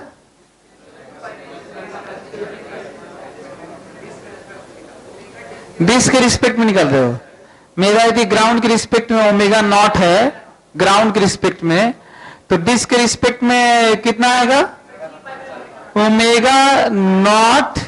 डिस्क के रिस्पेक्ट, ग्राउंड के रिस्पेक्ट में मेरा ओमेगा नॉट है, तो डिस्क के रिस्पेक्ट में कितना आएगा? Omega naught plus omega. What is that omega? कौन सा वाला? ग्राउंड के रिस्पेक्ट में तो ये यही है क्या? ग्राउंड के रिस्पेक्ट में यदि ओमेगा नॉट है ग्राउंड के रिस्पेक्ट में यदि ओमेगा नॉट है तो डिस्क वाला कितना ओमेगा है मालूम है ना? M r square omega naught बराबर m r square by 2 into omega. So omega कितना जाएगा? हाँ, 2 m omega not by m, सही है। और यदि ऐसा है तो what is omega man, what is omega man with respect to disc ना, तो कितना हो जाएगा? ओमेगा नॉट प्लस ओमेगा, ये दोनों की जोड़ समझ में आ रहा है। वैसे वेक्टर फॉर्म में तो माइनस करना होता है, तो ऊपर उल्टा है भी, तो समझ में आ रहा ना? मैं ऐसे घूम रहा हूं तो डिस्क ऐसे घूम रहा है, तो रिलेटिव में तो जोड़ेंगे यार। मैग्नीट्यूड ऐसे लिखा हूं तो बराबर कितना हो जाएगा? ये m plus 2m omega not by, सही है। ये क्यों निकालना पड़ा मालूम है? ताकि डिस्क को क्या मान लें? रेस्ट में। और डिस्क के रिस्पेक्ट में तो 2 पाई ही घूमना होता होगा। अब डिस्क घूमे चाहे ना घूमे, अब तो ऐसे ना, तो डिस्क के रिस्पेक्ट में 2 पाई और डिस्क के रिस्पेक्ट में ओमेगा भी। What is time taken?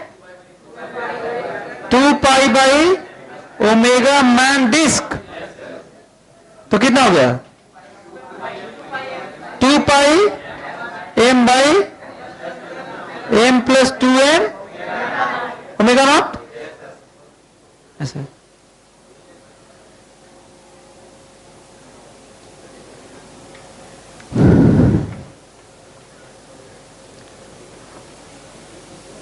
कुछ भी दो।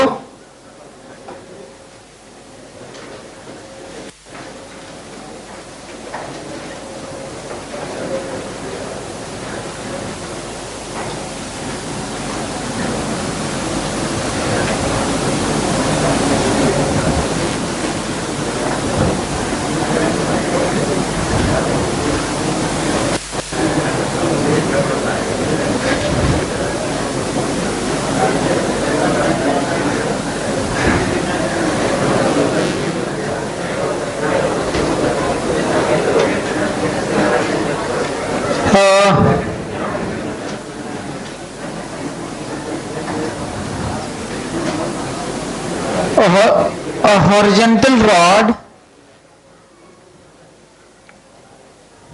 a mass m and length है, a horizontal rod of mass capital M and radius R, horizontal rod of mass capital M and radius length L, a horizontal rod of mass capital M and length L, not radius, length L is free to rotate about its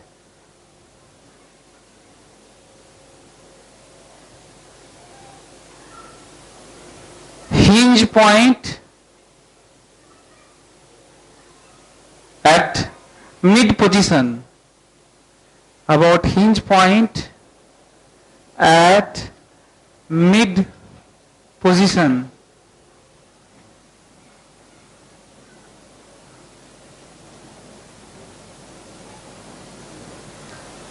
A particle, आगे लिखो full stop के बाद, a particle of mass m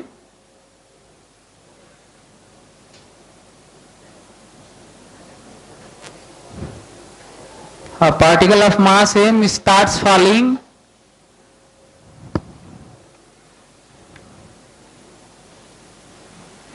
a particle of mass m starts falling from height h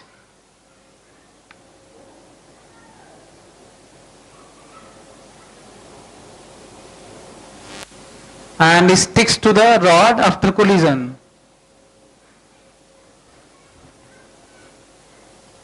And sticks to the rod after collision as shown in figure, as shown in figure. Then find then find angular velocity of system just after collision. Angular velocity of system just after collision. Angular velocity of system just after collision. Also find energy lost during collision.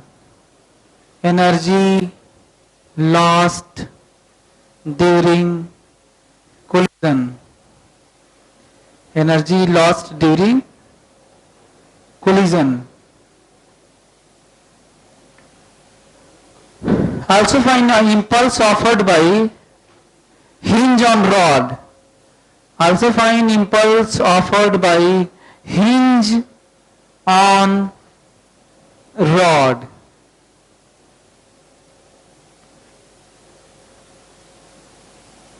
Impulse offered by hinge on rod.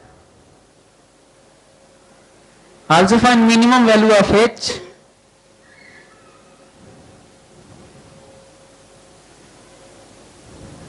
Also find minimum value of H to complete rotation in vertical plane. To complete rotation in vertical plane.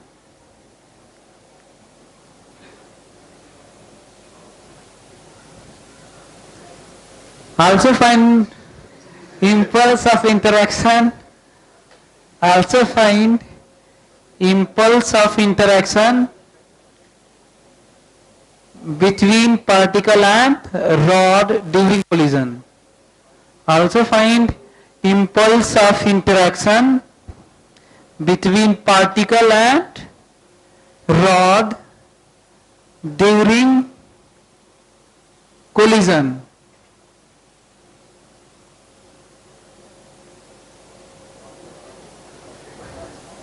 ठीक है, अरे कई part के बजाय also कर दिया यार। हाँ, मास सेम नहीं, अलग अलग है।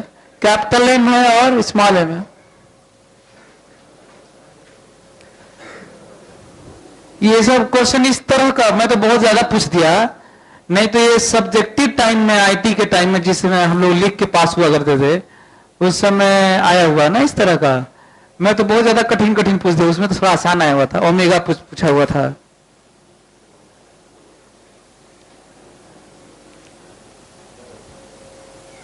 अच्छा, कितना भले ही सब्जेक्टिव टाइम में सब्जेक्टिव टाइप में उस समय बहुत कठिन माना जाता हो, और कठिन है भी यदि आप ना सोच पाए तो, लेकिन एक लाइन लिखेंगे ओमेगा आएगा।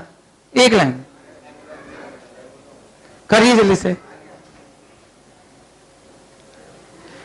मतलब ऐसा नहीं है कि आईआईटी में आया हुआ है और सब्जेक्टिव टाइम वाले में आया हुआ है तो अब नहीं आएगा ही नहीं आपसे, ऐसा तो होता नहीं है। यदि आपके पास थ्योरी आ चुकी है, मैं एक्सप्लेन भी कर चुका हूं कि कैसे सोचना चाहिए कोई चीज, जस्ट आफ्टर कोलिजन बिफोर तो वही मोमेंटम और एंगुलर मोमेंटम ऐसे कंजर्वेशन होता होगा, और एक स्टेट से दूसरे स्टेट की बात होते हुए तो एनर्जी डील करते होंगे, ऐसे होता होगा।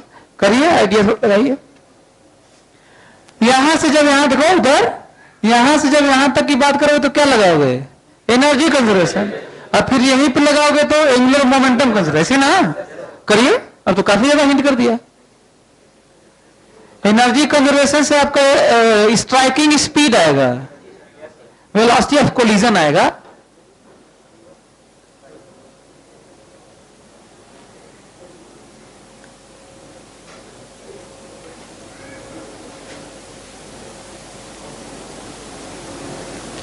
क्वेश्चन तो आप लोगों को समझ में ही गया होगा।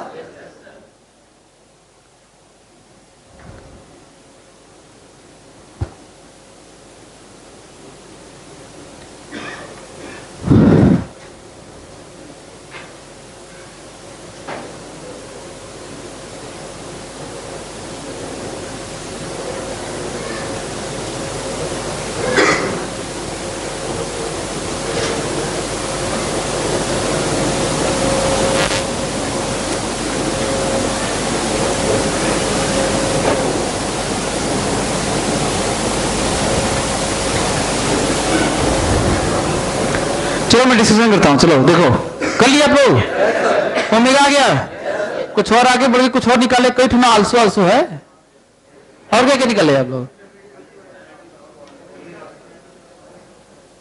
एनर्जी लॉस निकाले,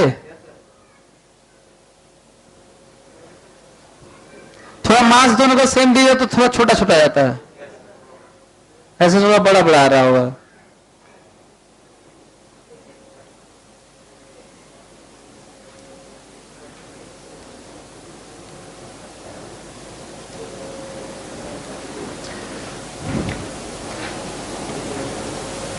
चलिए मैं करता हूं, देखिए चलिए मैं जो डिस्कशन कर रहा हूं उस पर सुनो, तो जितना टाइम दिया उतने में आप लोगों को, अच्छा जो टाइम देते हैं उसमें आप जितना स्पीड ऐसे ही बढ़ा जाता है, घर पे करिए तेजी से करिए, मैं दे दिया तो फर्स्ट रैंक आपका तब आया होता जब इतने देर में आप पूरा कर लिए होते ना, भले ही मैं ना कर पाऊं पर आपको पूरा करना होगा फर्स्ट रैंक लाने के लिए, हमें तो जरूरत है नहीं, वैसे भी फर्स्ट रैंक नहीं आता मेरा अपने टाइम में, पर हमको गाइड करने वाला मेरी तरह नहीं था ना, स्पीड पे बात ही नहीं करते थे सब, कहीं कहीं कुछ बात नहीं करते थे, तो अब मैं वो चीजों को देखते हैं अपने टाइम से लेके और इतने दिन से पढ़ाते हो गया, तो आप लोगों को करना चाहिए, जब दिए हैं तो यदि आप इतने दिन में कर लिए होते तो फर्स्ट रैंक आया था, सारा कर लिए होते तो यही करना है आपको, टाइम स्पीड आपको बढ़ाना है ना, घर पे भी बढ़ाना है, सटल नहीं तो बढ़ना नहीं है। चलिए करता हूं, सो ये बताइए, अब आप करिए मत बल्कि सुनिए, अब जितना टाइम दिया उतने में करना था। बताइए इसका लीनियर मोमेंटम कंजर्व रहेगा ना, अरे यहां से यहां तक तो कंजर्व रहेगा, यस सर, एमजी लग रहा था कंजर्व रहेगा, अच्छा लड़ते समय तो पार्टिकल कंजर्व रहेगा, क्यों नहीं कंजर्व होगा, इंपल्स लगा होगा रॉड के द्वारा, अच्छा रॉड का लीनियर मोमेंटम कंजर्व रहेगा, अच्छा रॉड प्लस पार्टिकल का तो लीनियर मोमेंटम कंजर्व होगा, लीनियर मोमेंटम कंजर्व नहीं होगा, एंगुलर कंजर्व होगा, अब अभी किसी के अबाउट नहीं, किसी के अबाउट कंजर्व होगा, सो लीनियर मोमेंटम तो कंजर्व किसी का अलग अलग भी नहीं है और इकट्ठा भी नहीं है, यदि आपको लग रहा है कि आके जब लड़ेगा तो उस समय linear momentum rod plus particle का लीनियर मोमेंटम कंजर्व हुआ, तो लीनियर मोमेंटम कंजर्व नहीं होगा, लीनियर मोमेंटम तो भूल जाओ, क्यों नहीं हो रहा यार, क्योंकि जब ये आके लड़ेगा ना तो यहां पे एक जर्क लगेगा, इंपल्सिव फोर्स लगेगा, पूछा भी हूं, ये सब तो आईटी में नहीं पूछा था, वैसे मैं तो कठिन कठिन पूछ लिया हूं, आपको किसी किताब में मिलेगा भी नहीं जितना मैं पूछा हूं, सो जो एक्टिविटी में आया था शुरू में पूछा हूं वही वाला है, सो linear momentum not conserve, P not conserve, आपका मन करता है तो पूरा ही लिख सकते हैं, p is not conserved due to what, impulse offered by hinge on rod, मतलब किसी मैं कहूं कि फॉर पार्टिकल एंड रॉड, दोनों को मिला के भी नहीं कंजर्व है, क्योंकि यहां पे एक अचानक फोर्स लगा होगा, ठीक है। अच्छा एंगुलर मोमेंटम कंजर्व है कि नहीं, ऐसे नहीं, आगे बताना है इसके अबाउट, ऐसे कुछ भी नहीं है ना, so about this hinge point O, about O hinge point O, l is conserved, l i बराबर एल एफ, अब क्वेश्चन फिर से उठता है, देखता हूं कि आप लोग बता पाते हैं कि नहीं, ये बताओ जब आके लड़ेगा तो पूरे सिस्टम पे कितने फोर्स लग रहे हैं, दिखा देता हूं कितने फोर्स लग रहे हैं, कितने टॉर्क लग रहे हैं, एक तो रॉड का एमजी यहीं लग रहा होगा तो टॉर्क 0, नॉर्मल यहीं पे लगा हुआ इंपल्स तो उसका टॉर्क 0, पर इस पार्टिकल का एमजी तो यहां लग रहा होगा ना, अच्छा जो इंपल्स यहां पे लगा हुआ वो भी 0, समझ में रहा ना, पार्टिकल पे किधर, तो पार्टिकल पे ऊपर तो टॉर्क इधर और रॉड पे इधर मिला के 0, तो इंपल्स जो लगा था उसको छोड़ दिए, लेकिन एमजी तो लग रहा होगा ना, थोड़े टाइम के लिए छोड़ सकते हैं, फिर से वही आ गया, बहुत इंपॉर्टेंट पॉइंट है, फिर से सुनो, सारा जीरो। रॉड का mg की चिंता नहीं करना है, क्योंकि भूल मत जाना कि किसके अबाउट लिखा हुआ है ना। सो रॉड का mg का टॉर्क जीरो, जो जर्क लगा होगा यहीं पर हिंज पर वो जीरो, जो आपस में फोर्स लगा होगा लड़ते समय, जब ये यहां पे आया होगा तो इसकी वेलोसिटी पता है ना कितनी है, √2gh। तो इस पे ऊपर लगा होगा फोर्स, भयानक फोर्स लगा होगा, और रॉड पे नीचे लगा होगा। लेकिन क्योंकि ये फोर्स ऑफ इंटरेक्शन इंटरनल है, तो टॉर्क मस्ट था कि इसके लिए क्या होना था, इसके लिए जीरो होना था टॉर्क। उसकी भी चिंता नहीं है, ध्यान रखिएगा। कि कौन दिक्कत कर रहा है, mg। इसका mg तो रहेगा क्योंकि अब तो दोनों लिए ही हैं, तो इसका mg। पर ये भी मत भूलिएगा जो एल कंजर्व लिखा हुआ वो अब ये क्या है, इसके लिए ही है, just before and just after. आपका मन करता है लिख भी सकते हैं, just before collision and just after. यही सब दिक्कत होता है, तो लोगों को रोटेशनल नहीं आता है और ना बहुत ज्यादा सोचना पड़ रहा है। सो आपको क्या लगता है, ये इनिशियल यहां ले लें और लड़ने के बाद फाइनल ले लें? एंगुलर मोमेंटम कंजर्व नहीं है, एमजी का टॉर्क है, ठीक है। हाँ, एमजी का टॉर्क तो उस समय भी लगा था जिस समय कोलिजन हो रहा था, पर छोड़ रहे हैं थोड़ी देर के लिए, क्योंकि हल्का फुल्का फोर्स का जो टॉर्क होता है उसको एंगुलर मोमेंटम चेंज करने के लिए टाइम चाहिए। और टाइम कितना दे रहे हैं, बहुत कम दे रहे हैं, just before and after. After के, जस्ट आफ्टर के बाद भी एंगुलर मोमेंटम कंजर्व है, ये भी सुनिए। लड़ने के बाद जो वेलोसिटी आ गई होगी ना, बाद में और तेज होगा और एंगुलर मोमेंटम कंजर्व नहीं है। इस तरह की बात तो बहुत बार हुई है, सेंटर ऑफ मास कोलिजन में भी हुई है। तो लिखूं एल आई बराबर एल एफ लिखूं? चलिए जरा बताइए, तो जस्ट बिफोर बताइए क्या लिखूं, बताइए। एमवीडी, ये देखिए MVD, M we D, MVD बराबर इसी के वर्ड कंप्लीट सिस्टम का आई यू इंटू ओमेगा। अलग अलग भी लिख सकते थे, लेकिन क्यों लिखेंगे अलग अलग? I omega, what is I? M l square by 12 plus, भूल मत जाना, सही है, रख लीजिए आंसर आ गया, डिटेल सारा।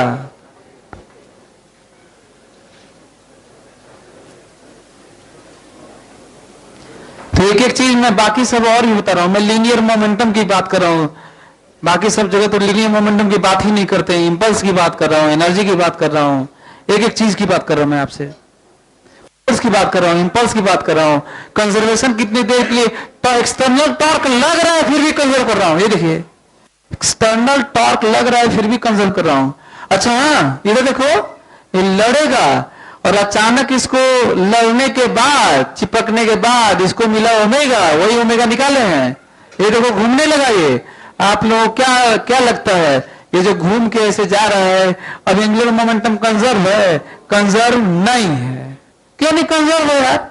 टॉर्क लग रहा है, टॉर्क लग रहा है, कैसे, किसका टॉर्क लग रहा है? छोटे वाले एमजी का लग रहा है, बड़े वाले रॉड का तो वैसे भी नहीं लग रहा है, वो तो वहीं से पास कर रहा है, पर टॉर्क लग रहा है और एंगुलर मोमेंटम कंजर्व नहीं है। क्यों कंजर्व किया हूं आपको बता चुका हूं, हल्का फुल्का फोर्स है और थोड़ा सा टाइम लिया हूं।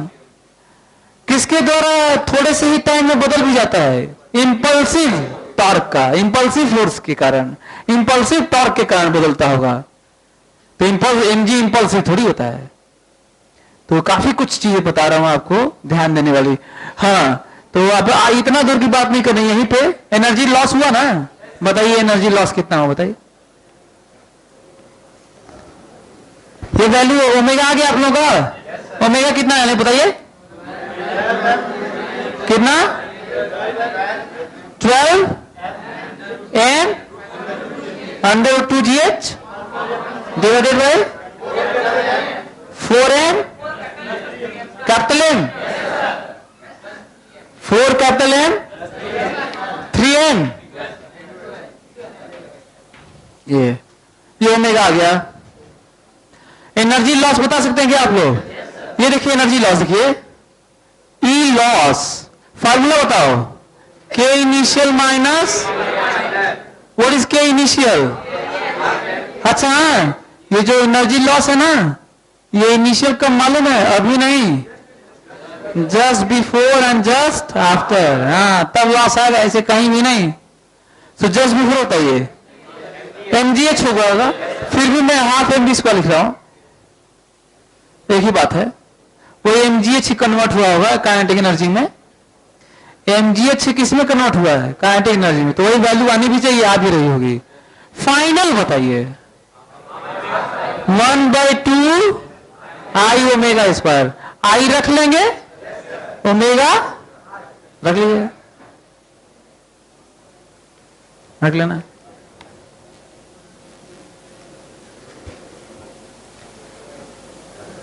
आई ये भी रखना, यही वाला आई रखना और यही वाला ओमेगा रखना। थोड़ा सा कुल लंबा इसलिए आ रहा है क्योंकि मैं मास सेम नहीं दिया हूं। मास सेम दे देते तो ऑब्जेक्टिव क्वेश्चन कर सकते थे, थोड़ा लंबा ऑब्जेक्टिव ऐसे। अब थोड़ा और कठिन करते हैं ना, धीरे धीरे कठिन पूछा हूं। कैसे बताइए? इंपल्स, यहां पे इंपल्स कितना लगा है बताइए लड़ते समय? हिंज पॉइंट पे इंपल्स कितना लगा है बताइए? एक काम करिए, ये तो सबसे कठिन है कि यहां पे कितना लगा है, बल्कि जब पहले पूछ दिया हूं। आप पहले हमको बताइए, ये जो आपस में इंपल्स है वो बता सकते हैं तुम लोग? यहां पे जो आपस में इंपल्स लगा था एक दूसरे पे, वो बताओ तो जरा।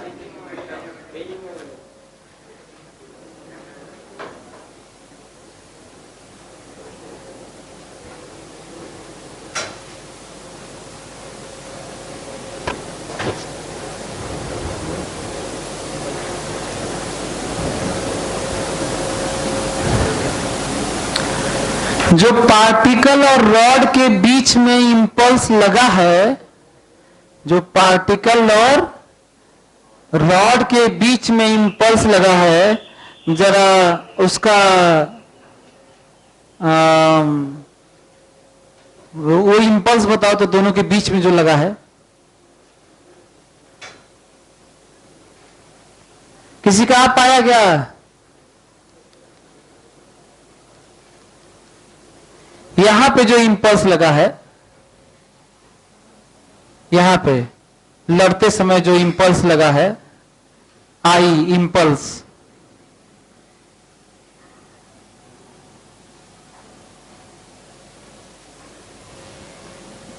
निकाले? निकाल पाए आप लोग? मैं निकालता हूं। आया तुम लोग का? कैसे आया बताइए? क्या किए क्या? हाँ, ओमेगा L/4।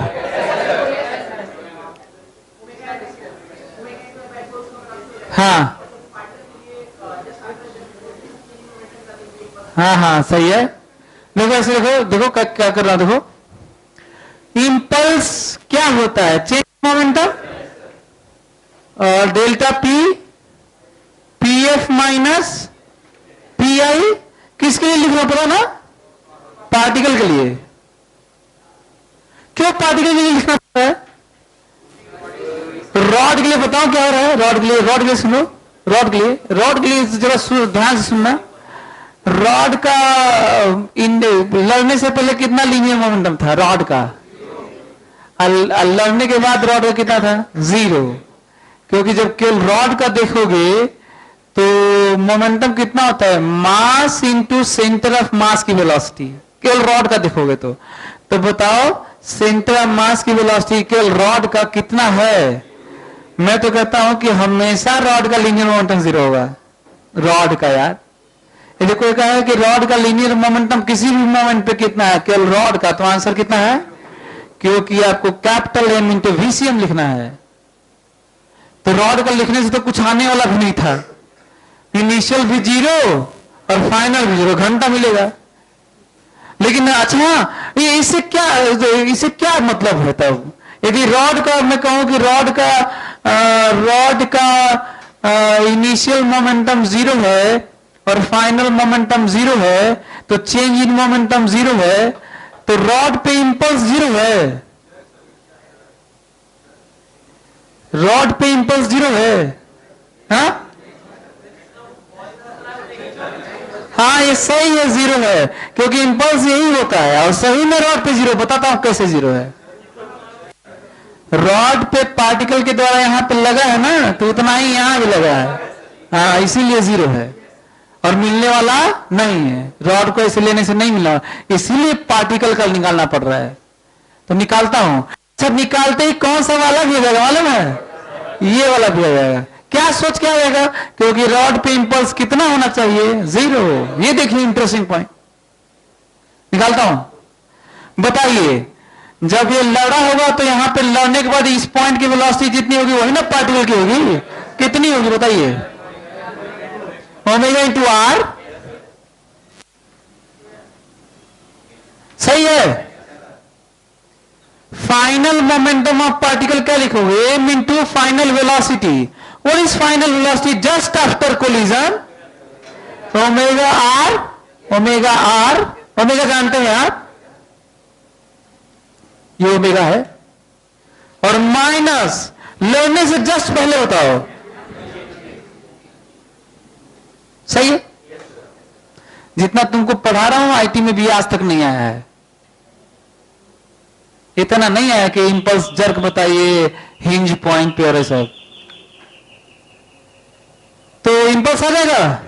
ये ओमेगा रख लेना, यहाँ पे ओमेगा रख लेना। और यदि मैं आपसे पूछूं कि बताइए यहां पे कितना जर्क लगा है, देखिए कैसे सोच के आ गया यहां पे डायरेक्ट वही, क्योंकि आपको पता था कि रॉड पे टोटल इंपल्स कितना लगना था? 0। क्यों पता था? क्योंकि चेंज इन मोमेंटम 0 है उसका। तो इंपल्स जो यहां पे लगा है ना, यहां पे जो आपको दिख रहा है, यहां पे impulse I dash, suppose I use कर चुका हूं इसलिए, आई मोमेंट ऑफ इनर्शिया के लिए आई डैश। सो यहां पे इंपल्स जे कर ले, क्या जे नाम रखते हैं, जे। तो यहां पे जे नीचे, जे ऊपर, और रॉड पे जे नीचे, तो यहां भी जे ऊपर, क्योंकि हमें पता था कि रॉड का चेंज इन मोमेंटम 0 है, और हमेशा ही 0 है, क्योंकि मोमेंटम तो किसी भी बॉडी का कितना होता है? एम इंटू वीसीएम होता है। कितना होता है? तो रॉड का तो कभी नहीं आने वाला यार, क्योंकि वीसीएम तो हिंज पॉइंट पे है, वेलोसिटी तो आनी नहीं है उसकी। ऐसे देखना था। सो वहां पे निकाल के हम लोग बता दिए कि यहां पे जर्क कितना लगा है, और लॉस, एनर्जी लॉस तो आ ही गया। अब हमको ये बताओ कि आगे यदि पार्टिकल चिपक गया, अच्छा अभी तक तो कुल एच ओ आ रहा होगा, क्योंकि एच नोन था। अब मैं एच ही पूछने जा रहा हूं, पूछा हूं, बताइए मिनिमम एच लिख रहा हूं क्या? नहीं, मिनिमम लिखा है ना कि नहीं लिखा? तो बताइए मिनिमम एच कितने दूर से गिरे ताकि ये लड़ने का कुल घूम जाए ऐसे, बताइए।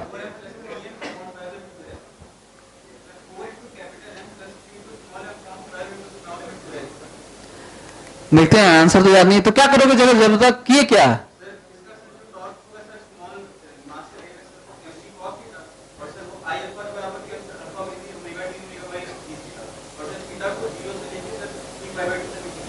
फिर ये लंबा कर दिए ना भाई, तो गड़बड़ हो गया, मतलब गड़बड़ नहीं, लंबा कर दिए। एनर्जी कंजर्वेशन यहां से यहां तक पहुंचाना था, लंबा कर दिए, और इसमें कैलकुलेशन का गलत होने का चांस भी बढ़ गया होगा तुम्हारा। तो एक काम करिए, इसको घुमाइए और यहां तक पहुंचाइए, और ये देखिए पार्टिकल, देखिए ये घूम के देखिए पार्टिकल, ये देखिए पार्टिकल, और जस्ट ओमेगा क्या रख लेते हैं? 0। कोई दिक्कत आप लोगों को? घूम जाएगा उसके बाद। लिखे? ये समझ में आ रहा क्या करना है ना ऐसे? अब तो अपने आप गिर जाएगा।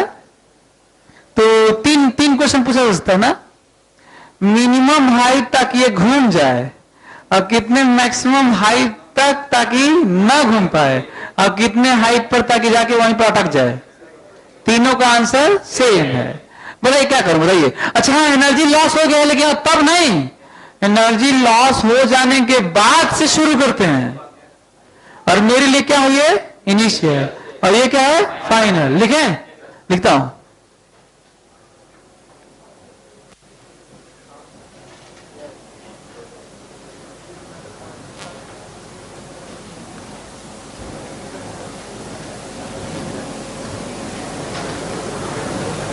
हाँ ये देखिए, मेरे लिए initial potential energy initial plus kinetic energy initial बराबर potential energy final plus kinetic energy final ना, लिखता हूं। चलिए ओमेगा आ चुका है, रिफरेंस यही ले लेके जीरो का, ये ले लेते हैं। जरा इनिशियल पोटेंशियल जी बताइए, जीरो। इनिशियल काइनेटिक एनर्जी बताइए, 1/2 आई ओमेगा स्क्वायर। आपको आई पता है ना, आई ये है, आई ये है, और ओमेगा निकाले थे, रख लोगे ओमेगा बराबर पोटेंशियल जी। जरा फाइनल बताओ तो, रॉड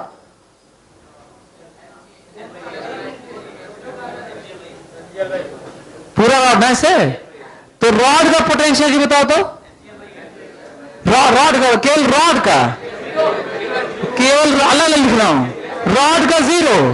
अरे यार रॉड का वेंट्रांस यही है। आइए ये पार्टिकल का बताओ, m g h, m g h किसका है ये, पार्टिकल का। रॉड का तो कभी नहीं होने वाला था, रॉड का पोटेंशियल जी तो कभी नहीं होने वाला था यार। रॉड के सेंटर से ही तो पोटेंशियल जी लिखते हो, किसे लिखते हो potential g, centre of mass से, किसे, तो उसका तो कभी नहीं लिखना था। पार्टिकल का पोटेंशियल जी और बराबर जीरो, काइनेटिक एनर्जी जस्ट पहुंचा है और आंसर आ गया, इतने ही से आंसर आ गया। बताओ इसमें तो आई ठीक है, ओमेगा में एच था ना, हाँ तो आ तो गया ऐसे।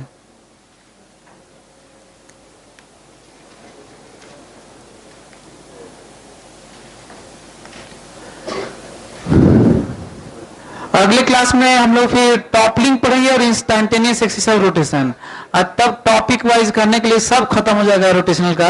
उसके बाद अब जितना आप लोग कहेंगे उतना पढ़ा दूंगा। जब आईटी में आए हुए क्वेश्चन और जितनी भी पॉसिबिलिटी और भी होगी प्रैक्टिस करेंगे। उसके बाद मतलब कोई चीज रह नहीं जाएगा पढ़ने के लिए। एंगुलर मोमेंटम कंजर्वेशन के बहुत सारे वेरिएशन खत्म हो गए, लॉस चल ही रहा था, इनर्शिया, एक एक चीज सब कुछ पैरेलल ही चल रहा था, टॉर्क वर्क चल रहा था, मोमेंटम तक की बात कर रहे थे, कंजर्व है नहीं है, जर्क इंपल्स सब बात कर रहे थे। तो कल मेरा क्लास है, तो कल टॉपलिंग और इंस्टेंटेनियस एक्सिस रोटेशन पढ़ लेंगे। तो रोटेशनल की जो थ्योरी है वो पूरी खत्म हो जाएगी, और उसके बाद अनलिमिटेड क्वेश्चन हो सकते हैं। तो कोई भी क्वेश्चन बनाइएगा, आईटी वाला भी क्वेश्चन खूब करेंगे, हालांकि मैं कई बहुत सारा करवाते हुए चल रहा हूं। तो चलिए कल क्लास में फिर